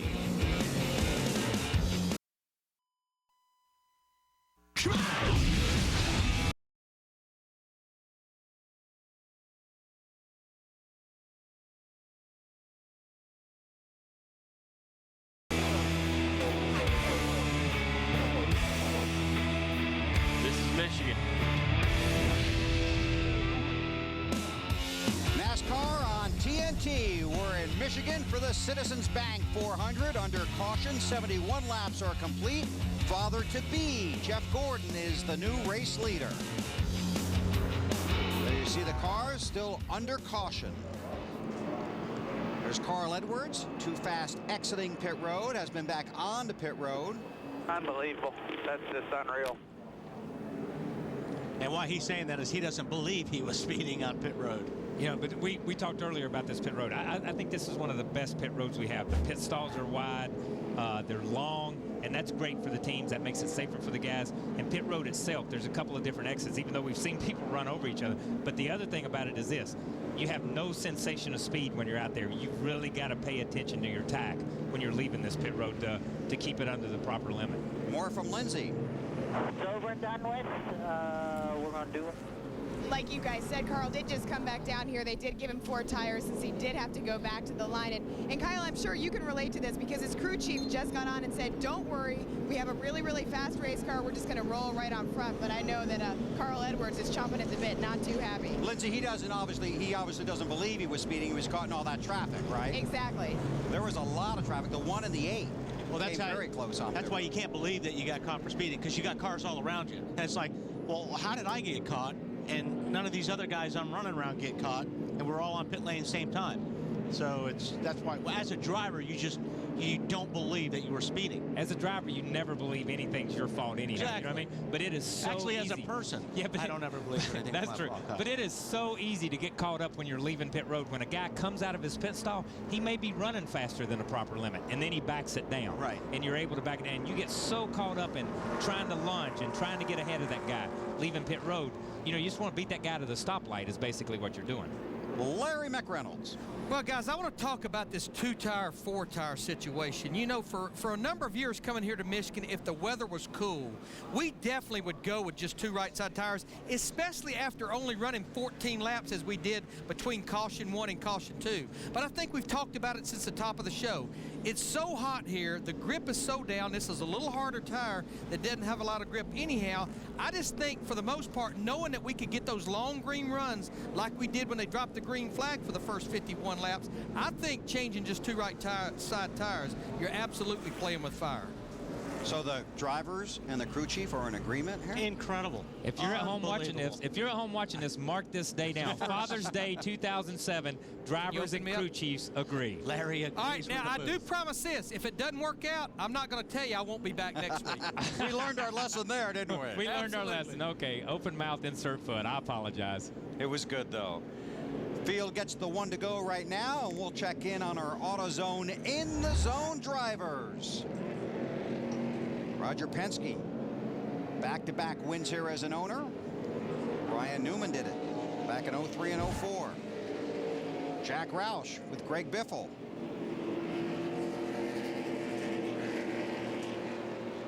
And Casey Kane. They probably think that was 100 years ago. Today they think it was 100 06, years you know ago. what I mean? And obviously Matt Kenseth in that last graphic drives for Jack Roush and not Ray Evernham. This is a great shot here. This shot, for all you fans out there, is a Richard Petty shot. And it is. You still see photos, black and white photos today. My father would chew on a red rag just to take to suck the fluid out of it, the moisture out of the flag, or out of the rag, and to keep his face damp. It was just the air blowing up across that damp cloth would keep him cool. Ever throw him a gas rag? No. Oh, they didn't? I thought they did it. They did. Oh, yeah. I thought you meant that I told you earlier, I spun him out one time. Hey, and let me just say, happy Father's Day, Dad. I didn't mean to spin you out 20 years ago at Martinsville. But, you know, so I never did that. They did it to him. I didn't do it. Came all the way up here to... That's an ugly surprise. Oh, that would be ugly. A gas rag, and you put it in your mouth thinking it's going to make you better, man. I think he told me that happened. That's wrong. Oh, it's sure. It did. I thought you asked, was it me? No. I wouldn't be sitting here today if it was. Pace car heads to pit road. Jeff Gordon leads Sterling Moreland, Jimmy Johnson, J.J. Yaley, who took 2 tires, and Kurt Busch, and the rest of the field to the restart here at Michigan.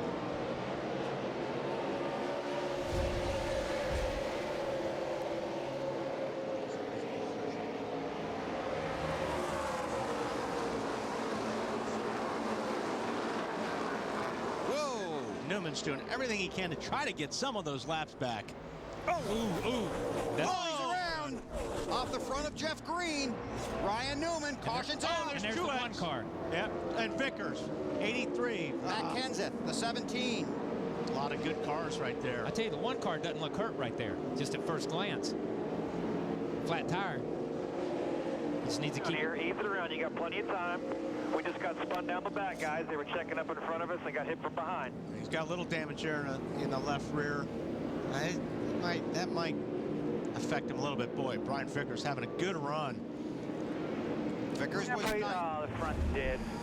From the chopper, this is Newman, who's several laps down. And I'm going to say from that angle, Newman could turn left on the 66. I don't think that was Jeff Green's fault. Newman got a run on him, went to the outside, knew he couldn't get up into the leader. Obviously, he did not want to get into the 24 car, cut back across the hood of the 66. So I'm going to call it that more than the other. Well, I don't... You call it one way, I'll call it the other. I call it, it looked like Jeff Green's car took off up the racetrack. This is the ugly part. Yeah. You see this, and we see this so many times in this sport. There's an accident that happens, but there's a bigger accident trying to avoid the main accident. And you see two cars get together, they both get taken out themselves. Look behind, look behind. You see the wreck here, but look behind as you see this right here. These guys are checking up, and boom, they just start jumping out of the pack. You can't see it. We moved, or the camera goes the other way, but you see the smoke on down. These guys are checking up. There's no place for anybody to go. And try and watch for the 8 in here, because Dale Earnhardt Jr. has already been on and off of pit road. This is on board with Gordon.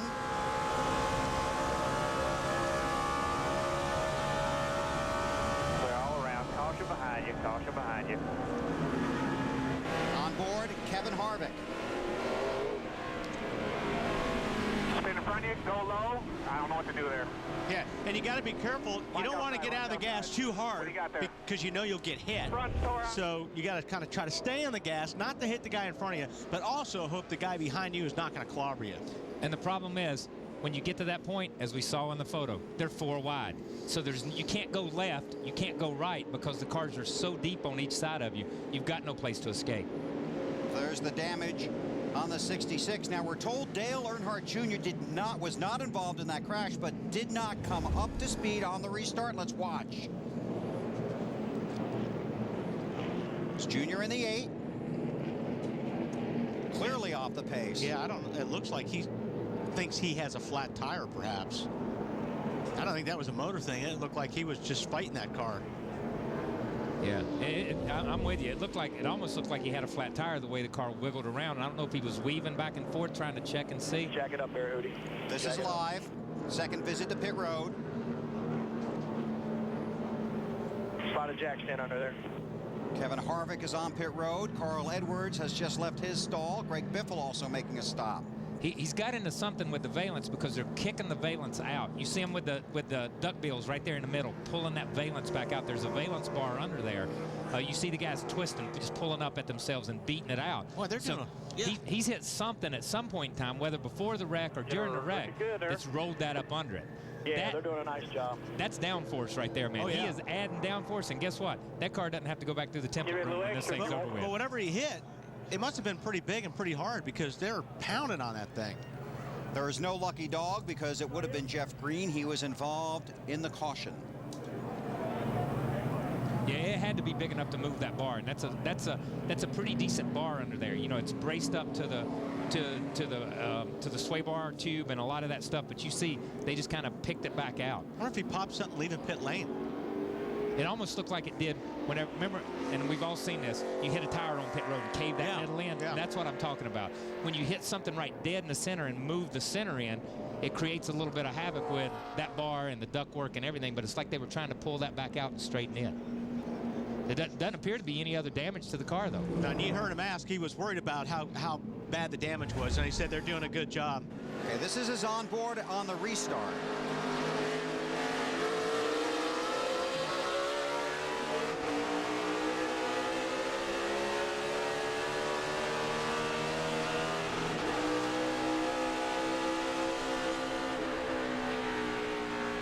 See, the car's just wiggling. He just feels like there's something wrong with the chassis right there, and that's why he rolled out of it. Probably saved him from being in the middle of that wreck, too. Ralph? Maybe he's getting that information. He's already on the information pipeline. My goodness. Ralph? Well, what happened is if you go back to lap 69, that's when he made his third pit stop of the day. When he was exiting pit lane going around the apron, he said he ran over something. He didn't really think he did any damage to the car. But once he got going on that restart, he realized he had a flat right rear. And that's why Junior had to come down pit lane. Matt Kenseth has gone to the garage. He has completed every lap run this year until now. He may have had a flat right rear, but he still hit something. I mean, they're still doing that work on that left front for some reason. There's a 17 of Kenseth back in the garage. Matt came into this race second in the championship standings. Ralph, you got some more for us? Yeah, well, he did run over something. As I said, he came down along the apron exiting out of pit lane. He ran over some debris that was sitting on the racetrack. Apparently, there was a big chunk of something that did not get swept off. That's when he ran over. He didn't think he did any damage, but apparently he did to the valance and that right rear. Coming back to you, Ralph. And that very well could have been, because during that last caution, they blew off that corner when Montoya had hit the wall and blew all that stuff down to the apron. And he could have hit something leaving pit road on that they just didn't see. Like I said, that right rear going down probably saved him being in the middle of that wreck.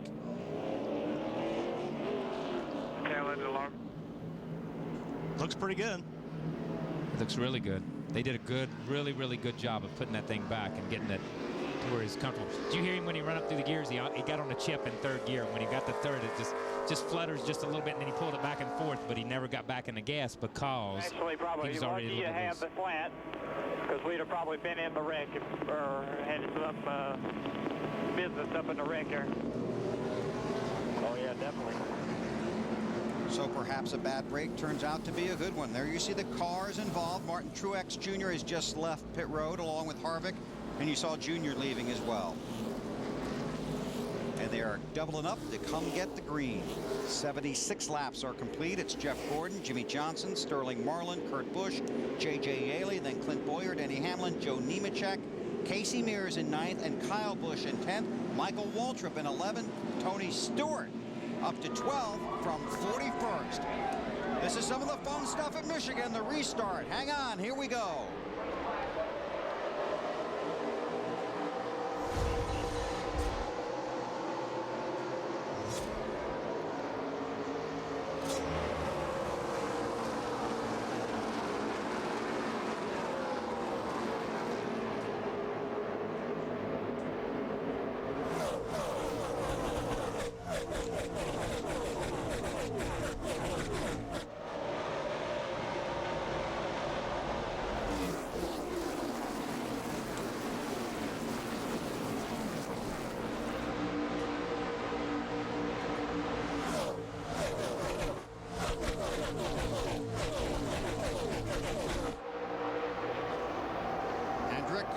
Running 1-2, imagine that. There's Marlin in the 14, Briggs in the 10, Hamlin in the 11. J.J. Yeley there in the 18 car. He's up the 4th spot. So they've been obviously adjusted, making some improvements on that car. Ooh, a little contact there between Allmendinger, and I couldn't see who the other car was. Once again, we're in that situation where the guys that are like 2nd, 3rd, 4th, 5th in line, they're all racing for the lucky dog. They're all a lap down. Then you jump back to, you know, Jimmy Johnson, you jump back to Kurt Busch behind these guys that has to race himself through this group to get back in touch with the leaders. Martin Truex Jr. scored 27th. He's the last car on the lead lap. He has led 51 laps today, and again is now the last car on the lead lap after being caught up in that caution. We watch the cars on the track. Lindsey Zarniak is in the garage with Matt Kenseth. Bill, and Matt Kenseth is watching as his crew works on this car. Tell me what happened. I really don't know what happened up front, but everybody started slowing down, and I got in the back of Martin just a little bit, but not very hard, and he kind of saved it, and I was okay. And I thought everything was being cool, and I just got hit from behind, and then everybody just piled in there. So it's just one of the things in a restart. I think some lap cars got together or something, and everybody's racing hard to try to get back in it, and just got caught up in somebody else's wreck.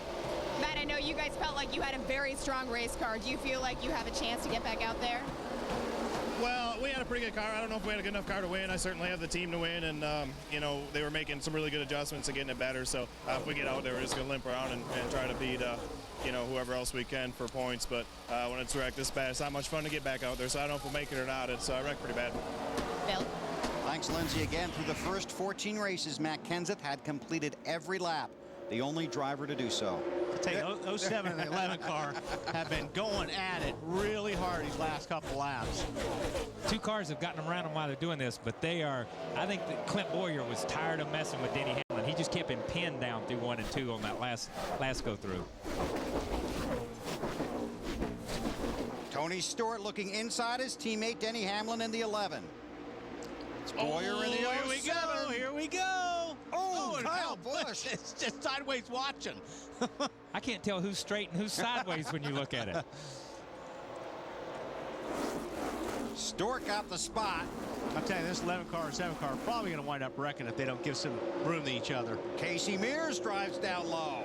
And they're messing with each other, and everybody else is going to pass them. Everybody else is passing them. As they run at each other, everybody else is passing them. Look at him throw him a hand signal there. He's mad. Get off my rear end. Give me some room, and we'll get back around these guys. That's what he's telling me. They just lost about 5 or 6 spots, or at least 6 cars past them. I don't even know if we're on the same lap. This is one of those times when I'm on the key, I'm on the button saying, We don't get something going here. has that 11 car? They're all around. I'm screaming, has that 11 car got a spotter? Find him and tell him to get off my rear end for just a lap or two. Let me catch my breath.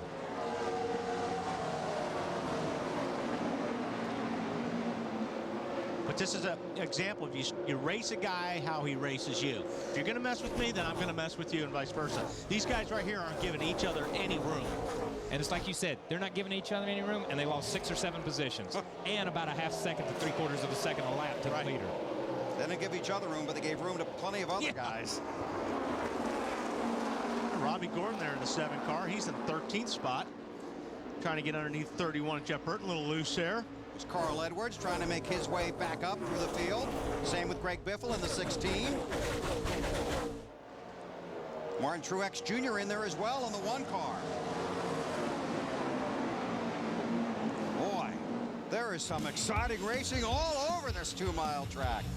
But out front, it's that 24 car. Jeff Gordon is the race leader at Michigan.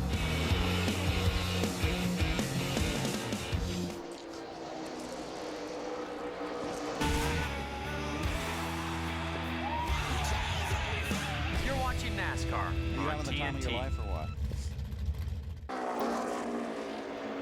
TNT Sports is live at the Michigan International Speedway. 87 laps are complete in the Citizens Bank 400 and a new race leader. For the 3rd time, Jimmy Johnson leads at Michigan. A nice smooth pass inside his teammate Jeff Gordon. So Jimmy Johnson to the lead.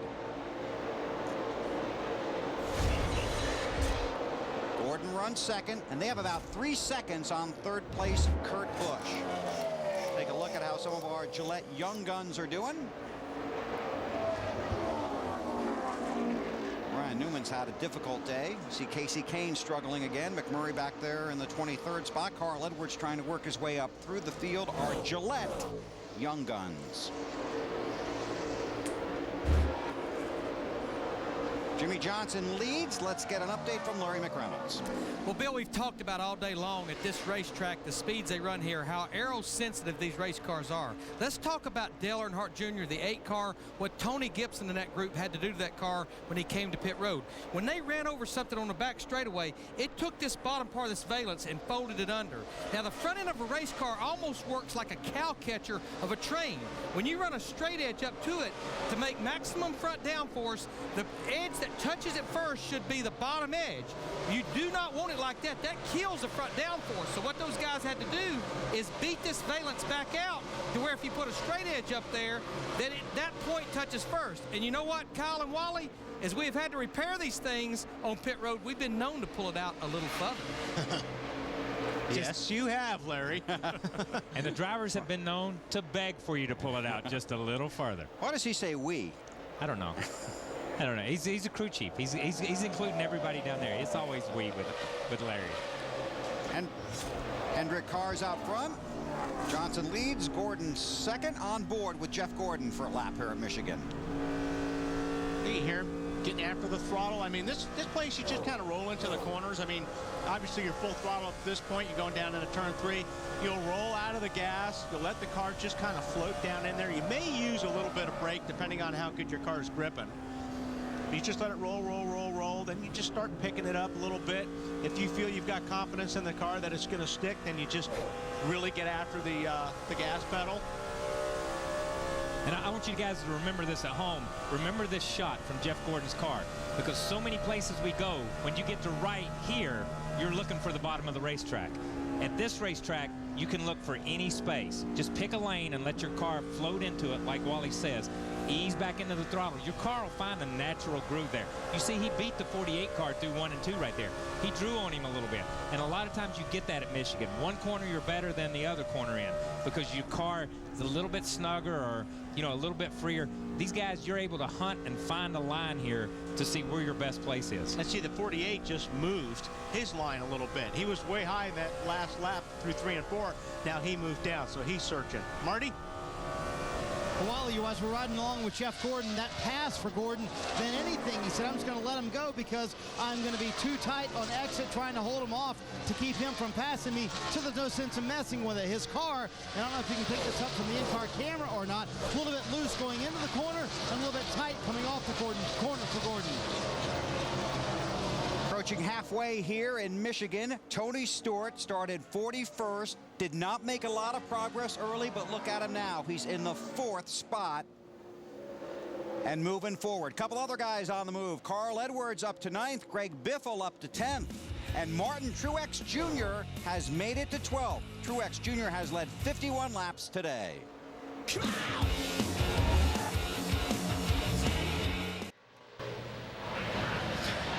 Back at Michigan International Speedway, Mark Fine with you along with Larry McReynolds. It's time for your Nextel mid-race report as we have finished 101 of 200 laps. Yeah, mid-race. We're right there, and Larry Mack hasn't been boring. What are your observations thus far? Well, I think the biggest thing, Mark, is that a racetrack that has not necessarily preference for Chevrolets. Right now, what I'm seeing is most of the guys up the front, just like those guys up there running 1 and 2, are Chevrolet. Kurt Busch in the Dodge, he's hanging close, but it's a racetrack that has normally favored the Fords. Carl Edwards trying to overcome that pit road speeding penalty, and Greg Biffle, who had a total disaster yesterday. Those guys are still hanging in the top 10 in those Roush Fenway Fords. All right, time for us to go through the field. We start with Matt Yoakum. Matt?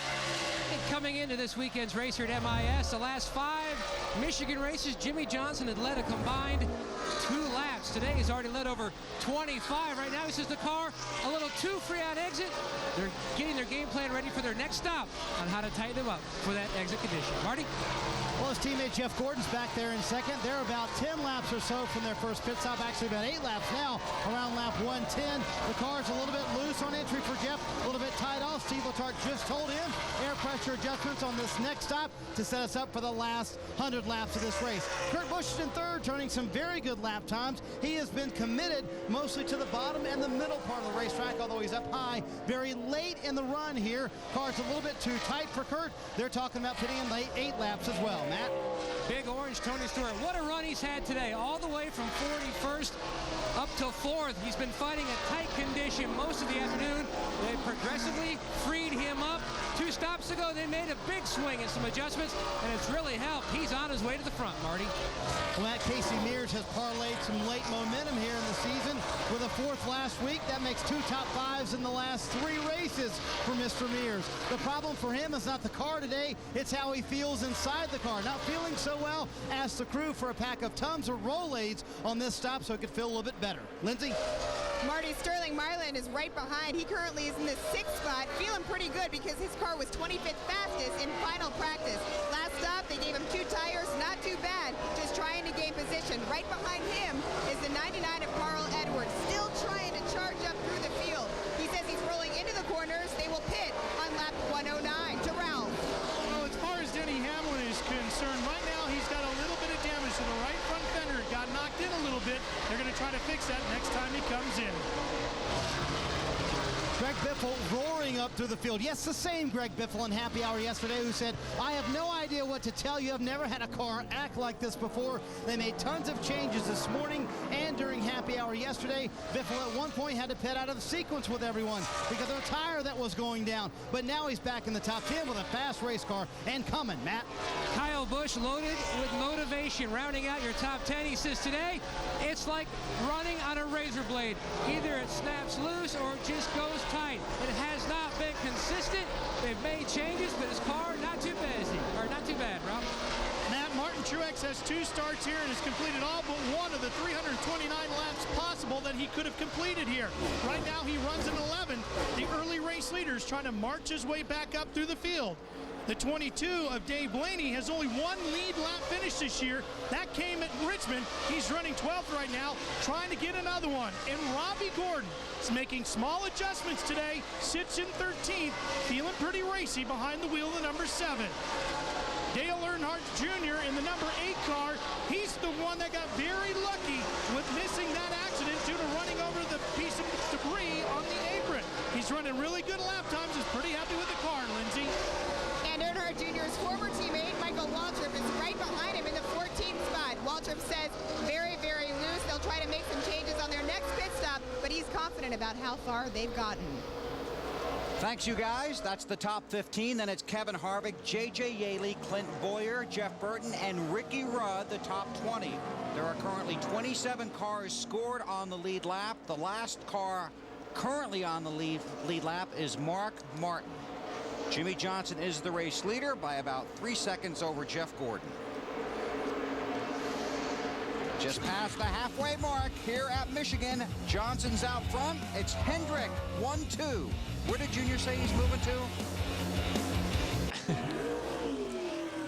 Green flag pit stops here at Michigan. Jeff Gordon has just left his pit stall and sets out back onto this 2-mile track. Jimmy Johnson also on pit road to Matt Yoakum. And Jimmy Johnson gave up the lead. They had pretty much stuck with their 4-tire strategy most of the afternoon. His biggest hindrance has just been a late exit condition where he slides the tires again into his box. Just on exit, the car 2-3, Rich Gutierrez, the gas man, makes the wedge adjustment. Solid stop going on so far for the Lowe's guys. It's one of those places where Jimmy has never won. A little slow on the left rear. He'd love to end his day with his first Michigan victory. Johnson heads back out. 109 laps are complete. Kurt Busch is the new race leader. Bonus points for Busch. Trying to recover from the 100-point penalty at Dover a couple of weeks ago. Tony Stewart up to the 2nd spot.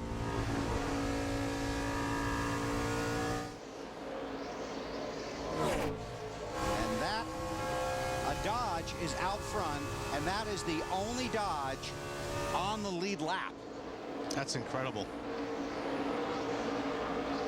Clint Boyer's on pit road. Matt? Bill, it has been a little bit of a strange afternoon. If you take a look at the front valance, he hit some debris about 15 laps ago. Knocked it in a little bit, but not too bad. His spotter, Mike Dillon, says we should be good to go, but he is just way too tight on exit, Lindsay. Yeah, well, the 0-1 car of Mark Martin has also come in. They made some chassis adjustments, gave him some tires, and he's off.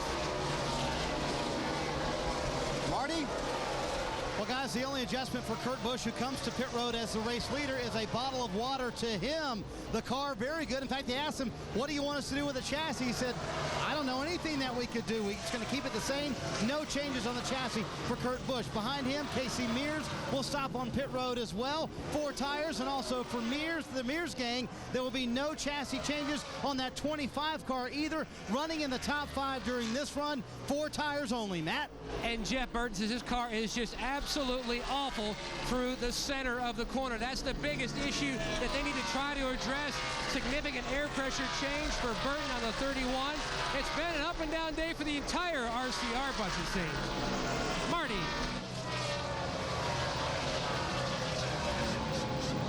See Kyle Busch heading down pit road. Heads for his pit stall. You there, Marty? Marty's nowhere to be found, so they put right sides on, go around left side. I don't see any wrenches going in that car either, so they may be making a tire adjustment on pressure, but he's obviously fairly happy with that car. Robbie Gordon's been on pit road as well. The 20 is headed for you, Matt. And Bill, due to the fact that Tony Stewart had such a poor qualifying effort, as he makes his way to his pit box, he is pitted between the 29 of Harvick and the 31 of Burton. He stayed out an extra lap, so there would not be any issues on pit road. He says, you need to make another air pressure change, Ralph. We need... Matt, it's just going to be an air pressure adjustment for the 11 of Denny Hamlin as well. They're very happy with this race car. 4 tires of fuel, they'll send him back out. Looks like it fell off the jack. Fell off the jack. more, up some more, up some more. Oh, man, that's killing him right there. Could not get the left rear tire on. Denny Hamlin, almost 30 seconds. Ouch. A 30-second pit stop at a place where you're running 41 and 42-second laps is devastating. Lindsay. You guys talk about Carl Edwards edging up. He was all the way at second. He had said his car was very We got a car tight spinning, in turn Lindsay. 4. Make a track bar adjustment. Tony Raines. And the caution is out. Come on around. And let's see how this plays out. The field is frozen. There are 9 scoring loops around this 2-mile track. That's going to hurt a lot of cars. It's actually going to wind up putting them on the tail end of the lead lap, wouldn't it? Should be. Report that the 19 might have gotten into the back of the 96. There's Harvick back out on the track. And Raines to his pit stall. We'll have to wait for the pace car here to lasso the field and see how it pans out. Oh, man. Tony Raines was way up high driving across the racetrack. I don't know what he was thinking on that one. I don't know either, man. I'm with you. Take a quick break, come back to Michigan. Our pit news is presented by Subway Restaurants. Martin Truex Jr., the race leader, on and off of pit road, Ralph. Dale, they didn't want to make any changes to this car. They're very happy with the handling on it. They just took 4 tires and fuel. Now, he did say that he had been running without the brake fans, and when he turned them on, the car got a little bit tighter, but he thinks he's going to be okay with that. DEI was running 1, 2, 3. Marty. Jeff Gordon will take advantage of this Weber with 4 tires and down 2 rounds on the track bar because Jeff said the car is extremely loose right now. So they're going to go down 2 rounds trying to secure the back end of that race car just a little bit more, Bill. Thanks, Marty. Well, Truex pitted as the race leader under this caution. When they restart, he'll be the leader, but probably not in front of everybody. Explain when we come back. NASCAR Nextel Cup Racing from the Michigan International Speedway is brought to you by Sprint. NASCAR Nextel Cup fans, get things done with Nextel. By Toyota, moving forward. By Pepsi Racing, visit PepsiRacing.com and link to play Pepsi Fantasy Racing for free today. And by Allstate, the official insurance sponsor of NASCAR. Still under caution here in Michigan. Go to NASCAR.com and get Track Pass to see the same inside angles on every driver all race long. Track Pass at NASCAR.com. That's a cool little video game, isn't it? Does Motorhomes have it? That's my motorhome, the one on the left right there. You have that? Yeah, that was good. That was a cool shot. Larry, what are you working on? Well, I'm working my calculator, if you can believe that. Boy. And Already? as we know, we have 82 laps to go. Let's go back to the top of the show. The race analysis showed that these guys can run about 38 to 42 laps on a tank of fuel. One thing I noticed, you saw Jeff Gordon come to pit road. Not only did they make adjustments, they made sure that car was full of fuel. Casey Mears, who had pitted under green, all they did, Darian Grubb, was top that thing off fuel. They're trying to make it where this thing is now a one-stop race somewhere up around lap 160. Thanks, Larry. See how that plays out. Looks like Jeff Gordon may be coming back down pit lane. Marty, you been listening to them? Yeah, Bill, I have been listening to them, and Gordon said his car was just extremely loose on the racetrack, and I believe we actually have radio conversation between Jeff Gordon and Steve Letarte. Hey, man, we've got to tighten this thing up. Does it change direction in the middle, or does it ever get tight? I guess my question. I know it's real loose in. When it gets to the middle, does it get tight? Right now, I can't even turn the wheel. The back end just turns itself until I get it pointed straight off. Then I drive straight off, okay, but I can't carry any speed or turn the wheel. It'll spin out. I can't get in there and get on the gas early because it'll spin out. I got to be pointed straight. I get that track bar down, guys. 2 rounds. And that was exactly the adjustment they made. They went down 2 rounds on the track bar, and as we talked about, they came back down pit road because they were 1 lap short, as Larry Mack talked about, from making this a one-stop race. So Jeff Gordon playing the strategy once again, and Bill, we know that certainly paid off for them last week at Pocono, didn't it? Yeah.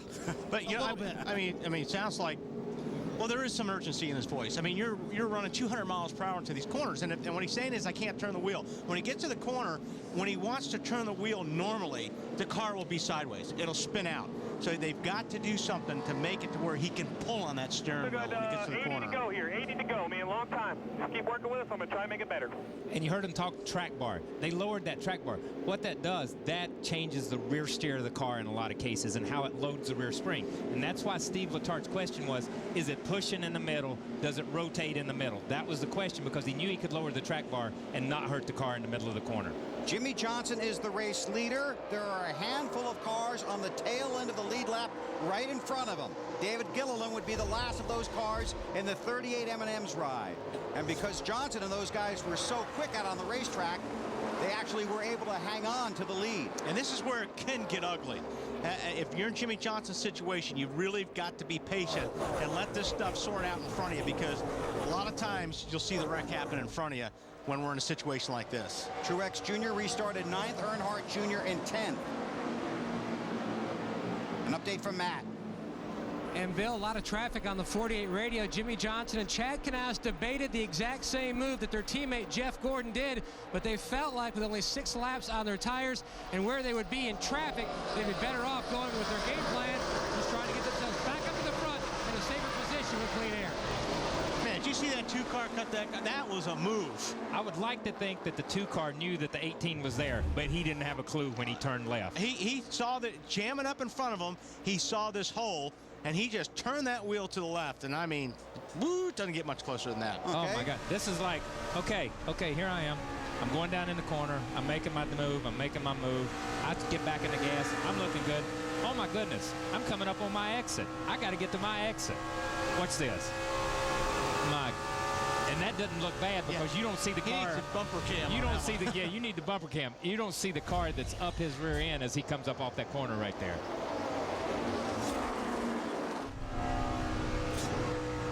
Kurt Busch is in 2nd position right now, behind Jimmy Johnson. Carl Edwards scored 3rd, then Tony Stewart and Kyle Busch.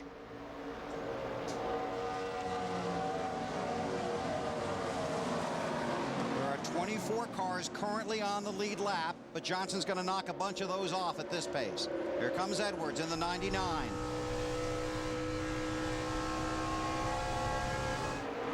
That's the angle I'd like to see when we come back across the nose of that 18 right there. Carl Edwards dives down inside looking for his exit. 2 things happened on that move right there with Carl. Number 1, the 2-car comes up off of turn 4, and he has to pinch the car to hold it down below the 13. And unlike a lot of places we run, this still has that old style type draft to it. If you get 2 cars running, side by side like that, you can come up on them, and the closure rate is incredible. You see him just sweep across the back of him because there's really nothing to stop his car from going forward, and he gets that little bit of a jump out in there. Okay, this is Kurt Busch looking off the rear bumper. Yeah, he's just going to sweep across, and like Kyle said, he's going to take advantage of that draft, and you can see how it propels that car past those 2 cars that are running side by side. Yeah, no matter how fast we tried to move that camera, it can't keep up. That's how fast he's able to come up on the car and make his move. There's the race leader, Jimmy Johnson. Denny Hamlin is just a fraction of a second in front of him in the 20th position after that 32nd pit stop. 28 and change, actually. That extremely long pit stop after the car fell off the jack. Jeff Burton in that 31 car just ahead would be the next car to be knocked off the lead lap. It's Tony Stewart in the 20, Kyle Busch in the 5. That's 4th position. And this is for the lead. Carl Edwards runs 2nd. Gilliland is trying to stay on the lead lap in that 38 machine. Yeah, he got in front of Jimmy Johnson. Now Johnson goes back by. Carl Edwards trying to make it 3 wide. This is for the lead.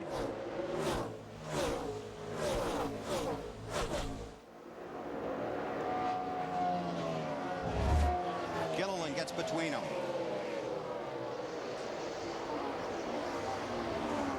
Boy, Carl lost a lot of momentum there, didn't he? Well, that's where that draft comes in. I mean, Gilliland popped up behind the 48, and those two cars are a lot quicker than one car. More on Carl from Lindsay. Bill, he may have lost a little bit of momentum there, but he's being silent on the radio. In fact, crew chief Bob Osborne is saying, don't overdo it, buddy. You got to get up there and, take your time, be patient. Carl had said that to get a win here in Michigan would be bragging rights. What's he mean by that, guys? That's a manufacturer's thing. Yep, exactly right. That's a manufacturer's thing right there. Carl can brag anytime he wants to, the way he runs most places. No, you see Tony Stewart? Tony Stewart just put his hand out the window like, come on, Martin. For some reason, he's not happy with Martin. I mean, this is for position, but you get so, and here we are back for the lead. But you see Carl's car pushes up a little bit, and he has to ease out of it. And you see him, you lose 3 or 4 positions right there. We'll get them. They're going nowhere. We will get them. That's Carl's spotter, but look how much room he lost. He was up to the door number almost coming out of turn 2, and by the time you get to the end of the backstretch, you're 5 or 6 car lengths back. You talk about a guy racing hard. David Gilliland really driving that car. David's in position right now where he can either A, make my lap back, or B, be the lucky dog. So he's in the prime position. Once the 48 car goes up there and passes a couple of more cars, he gets knocked out of that position. You left out C, be the next caution. That's true. Jimmy Johnson is the race leader. Carl Edwards challenging for the lead at Michigan.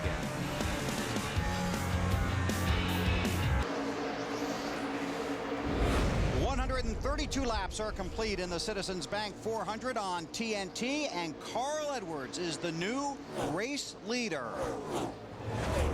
And this was fun to watch. Raced Jimmy Johnson hard and then got the lead away.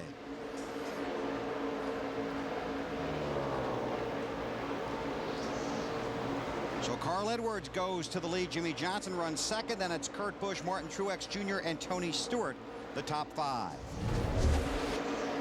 Time for our Aflac trivia question.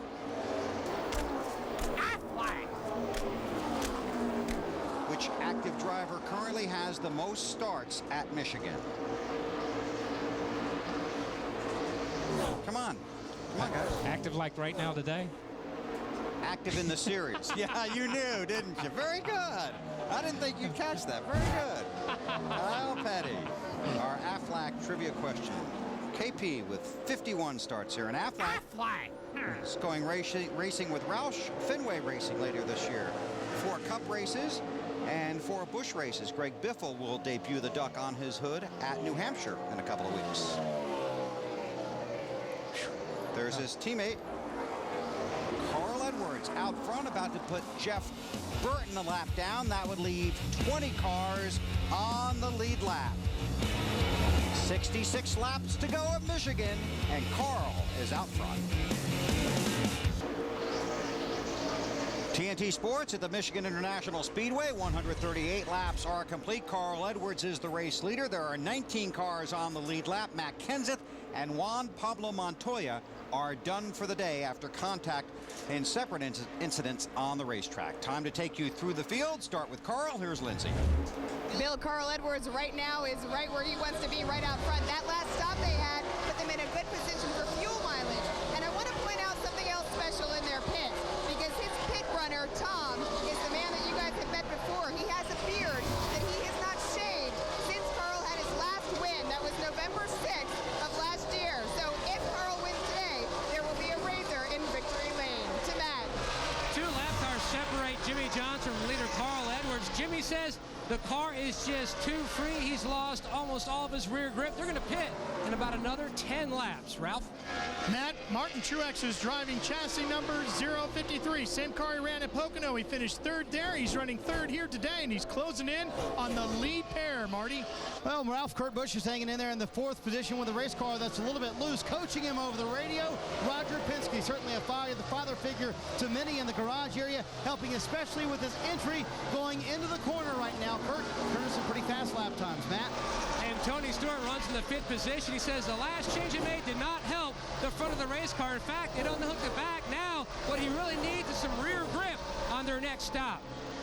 Marty. Casey Mears having a very nice, solid top 10 run today, Matt. His dad, Roger Mears, drives his coach to every race, wherever he goes. Roger ran some Craftsman Truck Series races early in his career with a borrowed number from Rick Hendrick. The number 25. Matt? Right behind Marty is his teammate, Kyle Busch, in the 5. Kyle, a few moments ago, came on the radio and said, guys, I can really drift this car down in turns 1 and 2. Please tighten me up on our next stop. Ralphie? Dave Blaney has gotten as high as 7th here today. His career best at Michigan is 6th. He has slipped back down to 8th. The front end has started to slide. The back end sliding off as well. He's struggling with grip, Matt.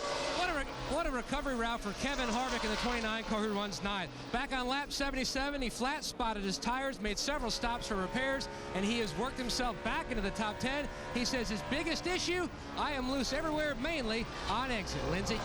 Matt, right behind Kevin Harvick is Michael Waltrip, who suddenly is feeling very comfortable running the high line. On the last stop, they made an air pressure change, and they said it really helped. He wants a little bit of track bar change on the next stop, but right now they're very happy. And right behind him is the 26 car of Jamie McMurray. Jamie started 35th, has moved all the way up to 11th, and this on a day when Jamie McMurray is not feeling very well at all. To the booth. Thanks, Lindsay. Denny Hamlin is in the 20th spot. There you see him fighting to hang on to the lead lap against the race leader, Carl Edwards. Coming up on Pit Stop, step away, we'll come back. You're watching NASCAR on TNT.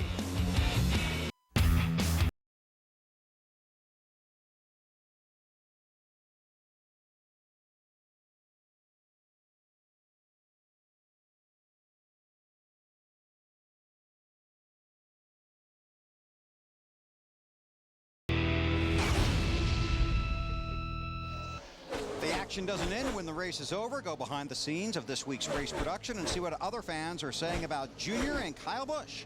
And check out the new Track Pass with Nextel Race View only at NASCAR.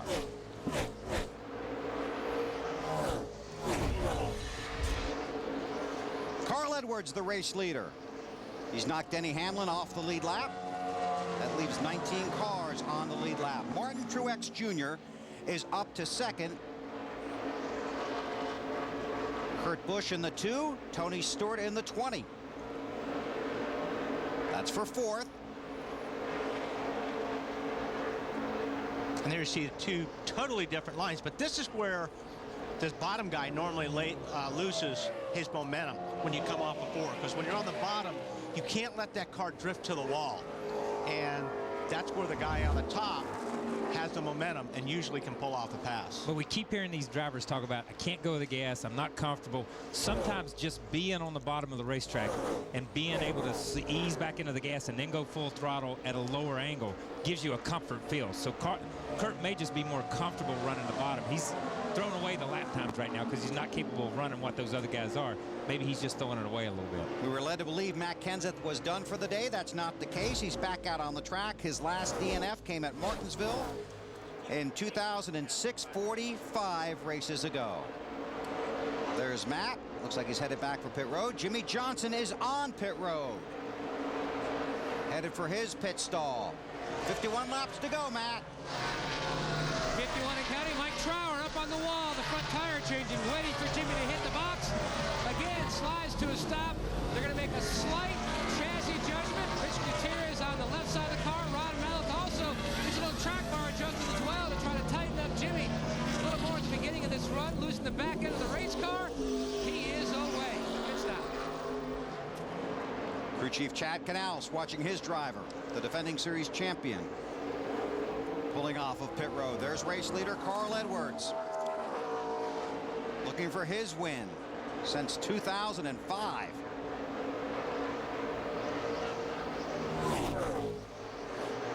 And he's put Clint Boyer a lap down, leaving 17 cars on the lead lap. Now, according to Larry's calculator, he's going to have to stop again. Well, let's find out, Larry. Yeah, Bill, I mean, there is no question. The 48 car will have to stop again. I think a lot of these guys can actually make it. Oh, not where Marty Schneider hangs out, where you can't find him. What it is part of the suspension here, and what you'll do, Steve Letarte did it with Jeff Gordon. They'll go through the back window, and they'll run the track bar down, and that lowers this point right here, which will help tighten the car up. Now, one thing that Kyle and Wally has pointed out, they've not seen a lot of adjustments by the teams through the back window by making chassis adjustments like this, which change the height and rate of the spring. But I think what we have been seeing that you won't see on a pit stop, because remember, the tire is a spring too. These guys will make air pressure adjustments, and 1 pound of air change in this tire can change the rate of this tire almost 20 pounds. And the good thing about changing air pressure versus this will not take a chance of slowing your pit stop down. I think we'll see a lot of that on this last stop, because, guys, it's getting hotter. All right, go get your calculator, okay? You got it. Did he fire one across Marty's bow there? Nice one. That was good. And like Larry says, we hear so much of these guys talk about loose and tight and all this stuff. The air pressure adjustment is a very subtle adjustment. Even though it's 20 pounds, it's a very subtle adjustment to the attitude of the car. It doesn't lower the right rear, it doesn't raise the right rear, it doesn't lower the left front or raise the left front. Ralph. Well, the 22 is in. Remember, they've been fighting getting grip into this car, so they're going to make some adjustments to it. Looks like they're going to do that all with air pressure and try to get Dave Blaney back out and see if he can improve on his career best 6th place finish here. And before that, we saw how much new tires will help you when Jimmy Johnson roared past Carl Edwards. Kurt Busch now on pit road. Coming to you, Marty. Yeah, Kurt's been battling a loose race car for much of this run. As I said, been working with Roger Penske. This pit stop, though, will leave them just a little bit short, as Larry Mack's calculator would tell us, for making it all the way on fuel. That's something Kurt did ask. He comes to the stall, tries to go coast in as best as he can. It'll be 4 tires, and once it changes to the chassis, they asked Kurt, he said, I can't think of what we can. Afraid to make a change. Right, because you don't want to go the wrong way. I know I'm holding them. I got to get right. Busch on his way to his pit box as well. Now Busch was saying, whatever you do, please tighten me up. You can see they've got the wedge wrench in the back window. Going to make a track bar adjustment. Air pressure adjustment as well for Kurt Busch. 11, 12 seconds. Seconds for Kyle Busch. Different. You have rear grip at the same time they're talking about being loose. They're fighting 2 issues: grip and looseness. Matt. And another RCR car, Clint Boyer making his way down pit road. Boyer, his car just tight all day long. They've been able to get it. The free out, whoa, slides at an angle in his pit box. Going to try another chassis adjustment. They're finding that balance for Clint Boyer. Another one of those drivers trying to score his first Nextel Cup Series win. Came close here last year. He's away. Smokes him. And heads back out. Last 80s, Talladega, then Chris on his car. Martin Truex is going to stay out there. And I'll tell you what, Kyle, he's right there at that border where maybe he can make it on one more stop, and that would be big. Lindsay. Carl Edwards wants his car freed up a little bit, so they're going to, of course, give him the proper adjustment. They will give him 4 tires. And, guys, if you think about this, he made his first start here, 100 races ago. He finished 10th. How ironic if he could get his first win of the season today. Ralph? Well, Lindsay, this time they're pitting the 11, and they're hoping to keep the car on the jacks this time. They come around to the left side where it fell off the jacks the last time. Everything looks pretty smooth. They're just going to make air pressure adjustments, and away he goes, Matt. Tony Stewart last pitted on lap 113. At this juncture, they can go all the way in the distance. Kevin Harvick pulls in right in front of Tony Stewart, gives him a clean tear-off on the windshield. Air pressure change for Harvick. Stewart's away. This race car, he scored his first ever fuel mileage win back at Kansas. Well, they're hoping to do it again today, Ralph. Makes his way into his pit box. The crew goes over the wall. They were talking to him about his lap times. They said, buddy, they're killer. What are you doing? Oh, never mind. Don't tell us. Just keep doing it.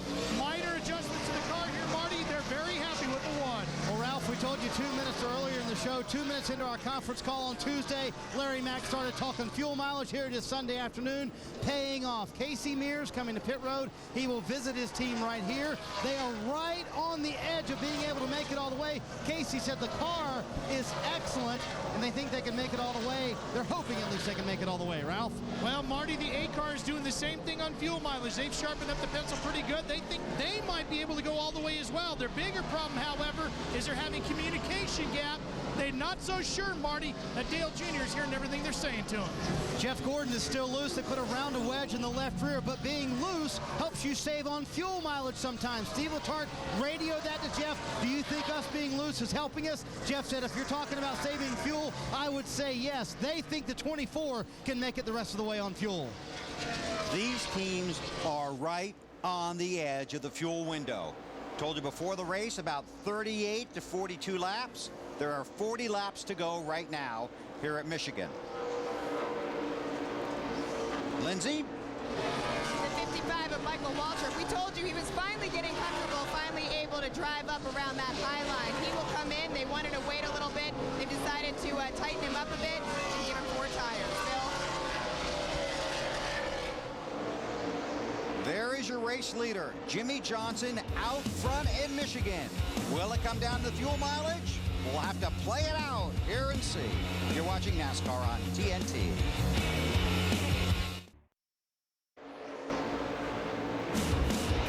Carl Edwards is chasing Jimmy Johnson for the race lead here at Michigan with 36 laps to go. Johnson in the 48. Carl Edwards. That was to Almendinger. Yeah, that was to the 84 car. The 84 car got a good run on him. He thought he was cleared the 84 car coming out of 2, and the 84 car just drove back by him down the backstretch. This is for the lead. Carl Edwards on the high side of Jimmy Johnson. Wow. Recaptures the lead with 35 to go. He just powered around. He made that look pretty easy. Yeah, he is strong right there. Marty, what's up with Kurt?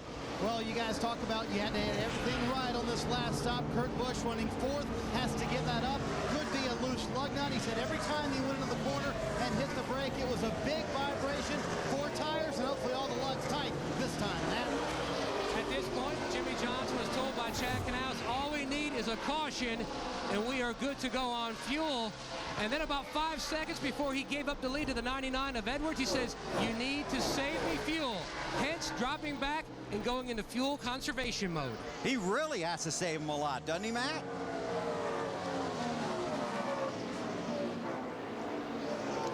Matt doesn't know. He thinks he knows. Yeah, I would think he would. But the one thing, and Larry can speak to this, and losing that second on the racetrack automatically saves you some fuel because you're not able to go to the gas as hard. You're feathering into it. You're easing out of it earlier. So naturally, I wonder if and Larry could probably ask this if he goes to his calculator, have the fuel stops grown longer, or has the fuel mileage gotten better through the day just because of slower lap times? Time for a pit summary brought to you by NASCAR Hot Pass, only on DirecTV. There's Martin Truex Jr. Runs in the 3rd spot. Now let's go back and look at his most recent pit stop. And again, as we've said, you want to be perfect here. Watch the right front tire changer. Hits all the lugs and then goes around and has to hit at least one a second time. And that may have been a second. And then he goes back out on the track, and look how close this is. That's just pressing right there. He is just pressing to make up whatever time he feels like they may have lost on pit road, and what ground he lost early in the race. He's driven from the back to the front. 2.5 seconds behind, but there are just 32 laps to go. Lose a second in the pits, you can't make it up on the track. Our Nextel race view, you can see it at NASCAR.com. But you go for a ride with any car you want to pick. Right now, Carl Edwards is the race leader. Jimmy Johnson runs 2nd, Martin Truex Jr. 3rd, Tony Stewart 4th, Casey Mears is 5th.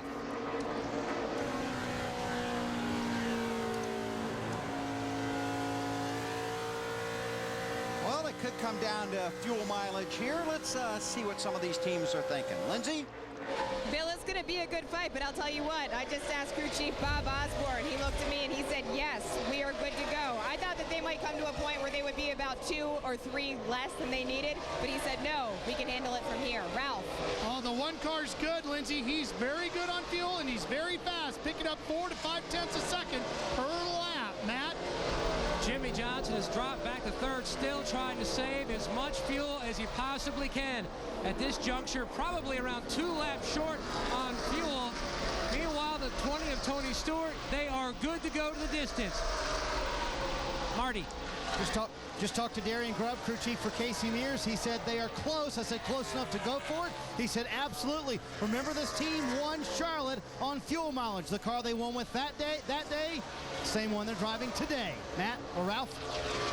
Dale Earnhardt Jr. running back in 7th position in car number 8. He's good on fuel, but he's got a bit of a ways to go right now to catch the guys in front of him. There you see Junior, 21 seconds behind the race leader. Carl Edwards' longest run today is 45 laps. He last pitted on lap 158. That means he'd have to go 42. Jimmy Johnson's longest run between pit stops today, 41 laps. He stopped with 51 to go. Here's our Miller Lite race fact. Carl Edwards finished second at Michigan last August. Made his debut here as well. And Carl looking for his first win in 52 races. He's out front right now by almost 2 seconds over Martin Truex Jr. The fuel mileage game playing out at Michigan. 21 laps to go here at Michigan. Carl Edwards is the race leader, but Martin Truex Jr. in that one car is charging. Yeah, he is making ground. Now, let's see, that time by, Carl Edwards was a little bit quicker, but I'll tell you what, to me, I think if the one car gets any clean air, he's a bunch faster than Carl. It seems like when the one gets around another car, he struggles. Now we'll see if he can run the 99 down now that he's got by Sterling. And when the one car can run his groove, which is 3 inches off the wall, it appears to be, he makes really good time. He's had to pass some lap traffic. You saw Sterling. Sterling knew he was running a high line, so Sterling went low and let him go around through 3 and 4. Other guys have forced Truex to go to the bottom, which slows him down. Jimmy Johnson runs third. He's about 4 seconds behind the race leader. Larry? Well, here's the deal with Jimmy Johnson in that 48 car. He's not racing Carl Edwards. He's not racing Martin Truex Jr. With 20 to go, he's racing the fuel. But here's the thing. For the big picture, he has an 11-second lead over 4th place Tony Stewart. So what they need to do is slow him down right now. Watch that lead over Tony Stewart and see if he can make it. But I will say this. He's going to have to run 7 laps further than anybody in the garage area told me they could run this morning. And what does that tell you?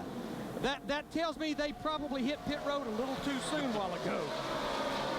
Yeah, that's, 7 laps farther at this place. That's 14 miles. That ain't going to happen. You ain't saving that much fuel, Larry. You can ask me, but I don't think I can do it. I can't pedal that good. And I'm not sure anybody can, unless they've just miscalculated their fuel all day long and they've got something totally different than everybody else. That's phenomenal to even think that. That's 16 of Greg Biffle well off the pace this afternoon. Larry, you got some more? Yeah, here's the thing I want to say, guy. You might as well go for it, because you know what? If you come to pit road and you top off, you're going to go well off the lead lap. And right now, I've been watching it, and he's been running a half a second to 3/4 of a second slower than those other guys. And right now, he has stretched it out to almost 12 seconds over Tony Stewart. Shorten the racetrack up, slow the pace down, maybe you'll make it. Now, I agree with you 100%.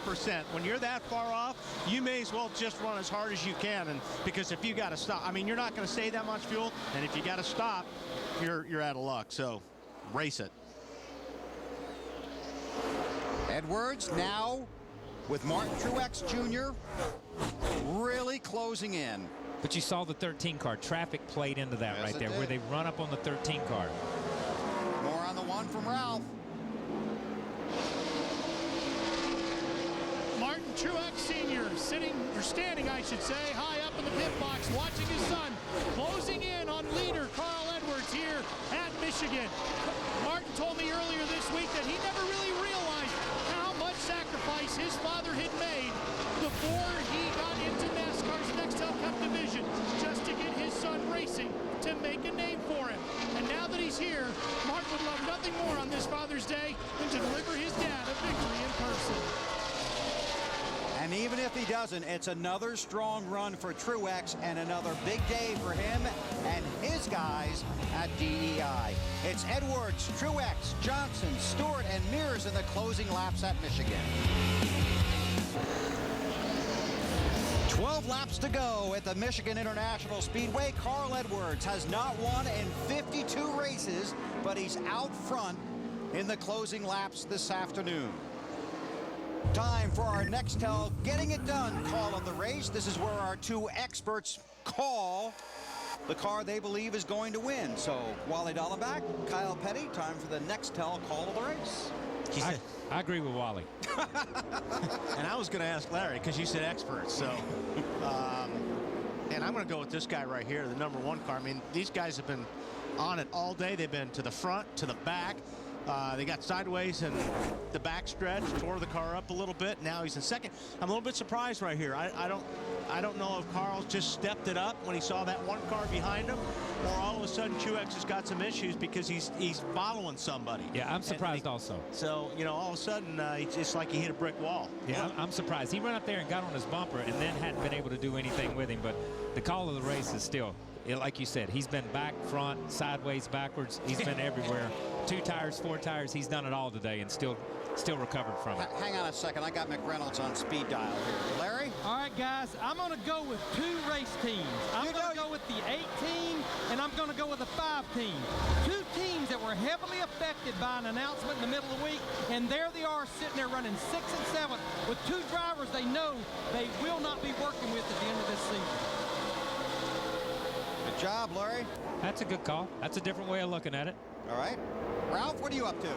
Well, the problem for Martin Truex Jr. is he just brushed the wall. That's where he lost a ton of time. The car's been getting tighter. Brushing the wall just made it even worse. He was better in 3 and 4 than Edwards and only losing speed off of turn 2. And in fact, he was picking up a 100th or so each and every lap. He's found his rhythm again. He's starting to close in, but just does he have enough time or the laps running out? Lindsay? Ralph, and you're talking about him rushing up against the wall. That's what this 99 crew knows. Maybe helps them out a little bit. Carl Edwards can go the remainder of the way on the fuel he has.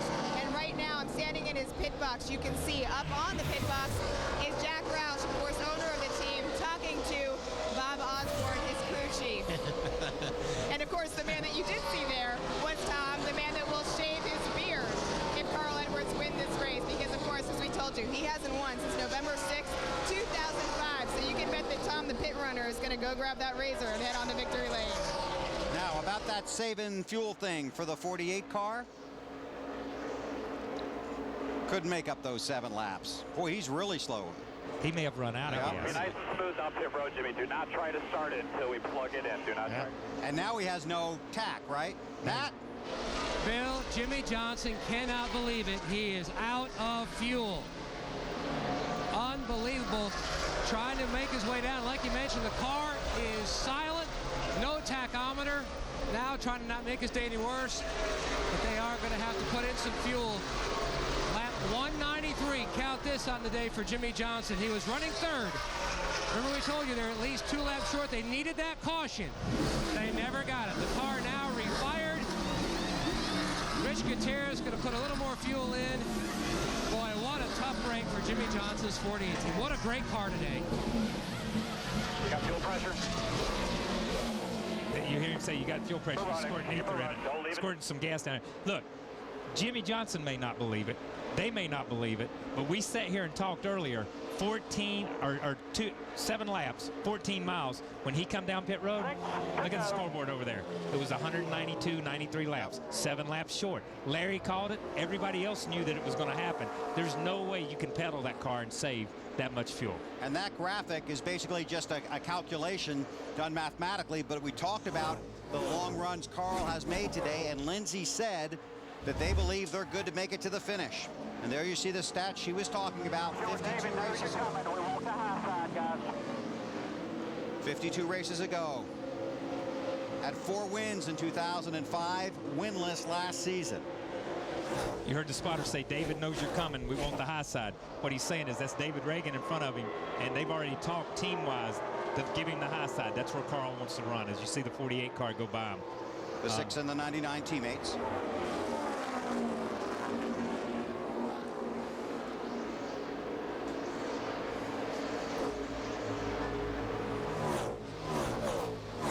What's Martin up to, Ralph? Well, they switched it to defensive mode now. All they're going to do, when he brushed that wall, he got out of his rhythm. The car just has not gone back to the same. So they're just going to hope that maybe something goes wrong in the fuel side of this story for the 99 car. They keep telling Martin, forget about it. Nothing you can do about it now. Just watch the fuel, and let's hope that something goes wrong with the 99. So Truex runs second. Tony Stewart started 41st today. Had a major incident in the closing laps of happy hour here on Saturday. Has worked his way to the 3rd spot. Outstanding day for Tony and his guys on pit road. And in the 4th spot, Casey Mears. Got his first NASCAR Nextel Cup victory at Charlotte, the Coca-Cola 600, and he did it with fuel mileage. Another strong run for Mears. See how it ends up. Inside of 4 to go.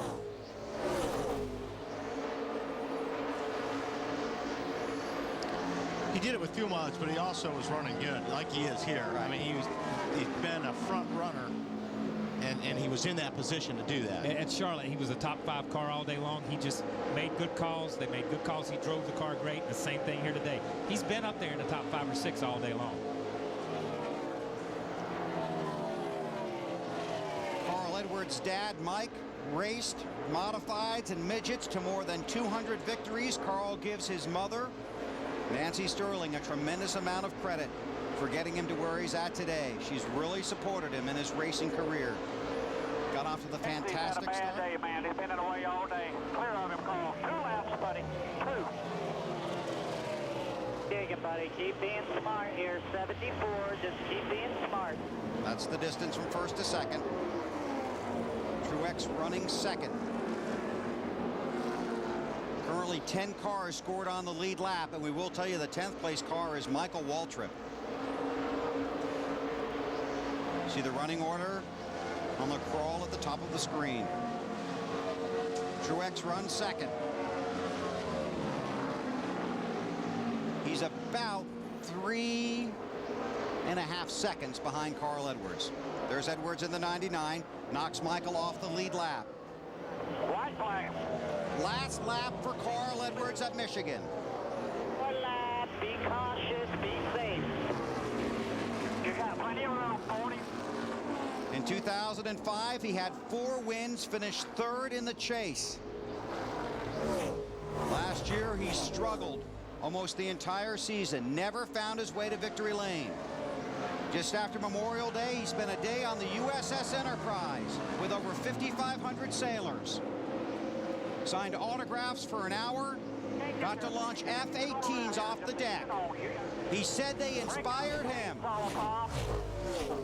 Carl Edwards off of 4, and after 52 races without a victory, Carl Edwards wins at Michigan.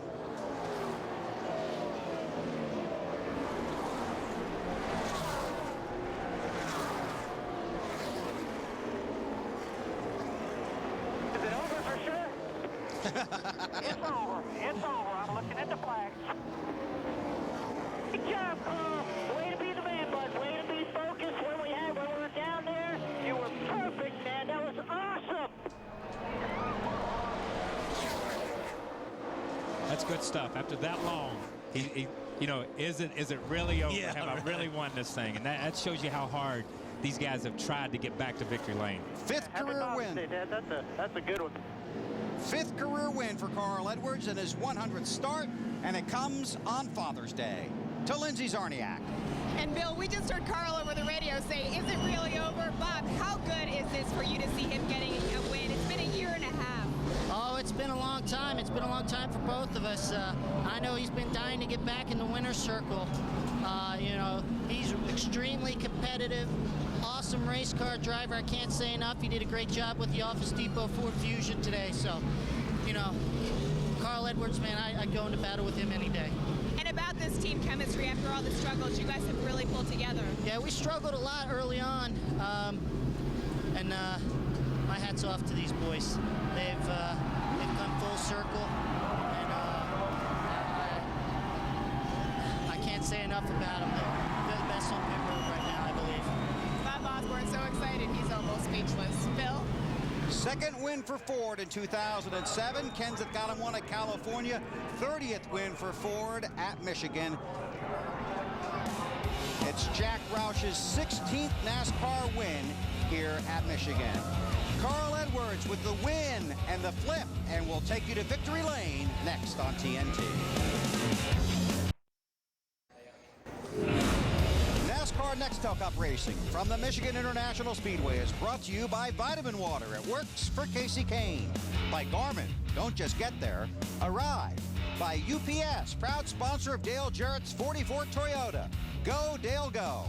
And by the auto parts experts at AutoZone. Get the zone. AutoZone. Carl Edwards is in victory lane. His first Nextel Cup start came here, and now he's a Michigan winner. Matt Yoakum is there. And he's already done the backflip. Now he gets to celebrate with the beverages with his teammates. Bounces off the car. What is bigger, to end that 1.5-year winless streak, do it in Motown, or the fact that your buddy over here is going to finally get to shape? Yeah, Tom's going to get to shape. Man, Bob. Just got to thank Office Depot. This one's for my dad. I've been wanting to give my dad a trophy, and I love you, Dad. Happy Father's Day. My brother's racing tonight up in Omaha. Thank Coca-Cola, Jack Roush, Fenway Racing, Scott's. It was a crazy day. It was crazy, and I just got to thank the fans for sticking with us. We got a great team. This Office Depot Fusion team's great. Ford Motor Company, go test drive a Fusion. We had one 4 wheels off the ground this week. It was awesome. So well, why don't you test drive some scissors, because your buddy has his scissors since November 2005. He may need a chainsaw, as your spotter Bobby Hudson told you. That thing is thick. That's awesome. I just thanks everybody, you know, Mike Mittler, just everybody. Discount Tire, Office Depot, like I said, they're unbelievable sponsors sticking with me, and the fans. It's unbelievable. And this one's for you, Dad. I just, he's the smartest racer I know, and I wanted to win a race for him so bad, and winning on Father's Day. And I got to hand it to Martin Truex. Talk about, I don't know if I can say what he's got on the air, but he's brave. You know, just to be running that high, he taught me something here. Carl Edwards breaks the winless streak, and it's a special one on Father's Day. Ralph? Well, Martin Truex Jr., you were running pretty hard to catch Carl Edwards, but the car got a little bit too tight on you. Is that what kept you from winning this race? Well, that and the spin on lap 100 or whatever it was, getting spun on the backstretch there. Just had to use my car real hard coming through traffic, and I was having a hard time paying attention to exactly what I needed with my race car. I got a little too tight at the end, and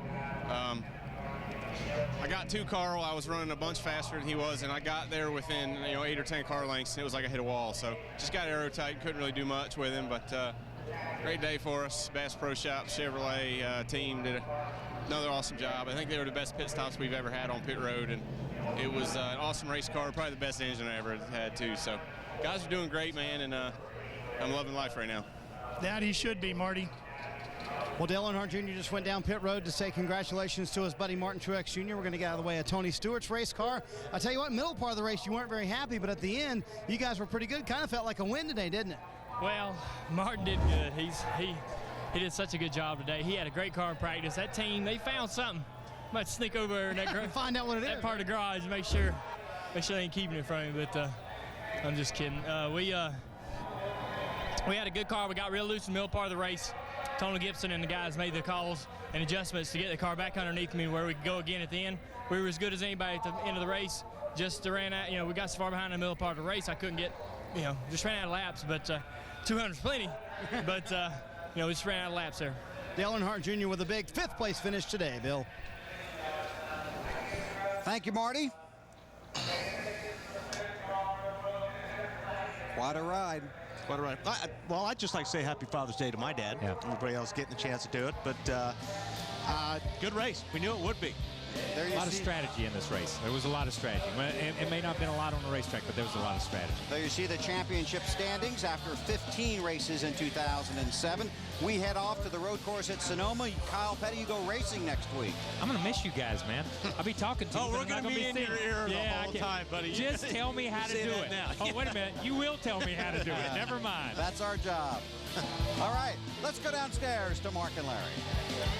All right, thanks, guys. Great job as always. And Larry Mack, we had everything in this race. We had strategy from the guys in the pits. We had driving on the course. We had the cutting of beards at the end of the race. Your final thoughts? Well, you know, we talked about it at the top of the show. This was a 76th race here, and it seems like it always comes down to strategy. And even though, as we spoke, this track has always favored Fords, we've had a season that has favored Chevrolets. Even though we had 6 Chevrolets chasing that 99 car, Roush Fenway Racing, they get their 10th here at Michigan, and I'm not sure Scissors will do it. I think it's going to take more like a weed whacker to They're get that going to need a field. razor as well. Hey, 3 top 5s in the last 3 races for Martin Truex Jr. Got to congratulate him as well. And there it is. Take a look at the cut in the beard. That team feels pretty good right now. Yeah, they still got a lot of work to do, and we might mention with that top 5 finish by Dale Earnhardt Jr., even with their 100-point penalty he received after Darlington, if you notice, when you looked at the points, he's up in the top 12, along with his teammate Martin Truex Jr. All right, next week we're going to be in Sonoma, California. A little road racing for you, and certainly looking forward to having you back on TNT. NASCAR on TNT Live will get us started. 52 races without a win, and Carl Edwards finally gets one at the Michigan 400. For Kyle, Wally, Bill, Larry Mack, and the entire crew, I'm Mark Fine. Thanks for watching NASCAR on TNT.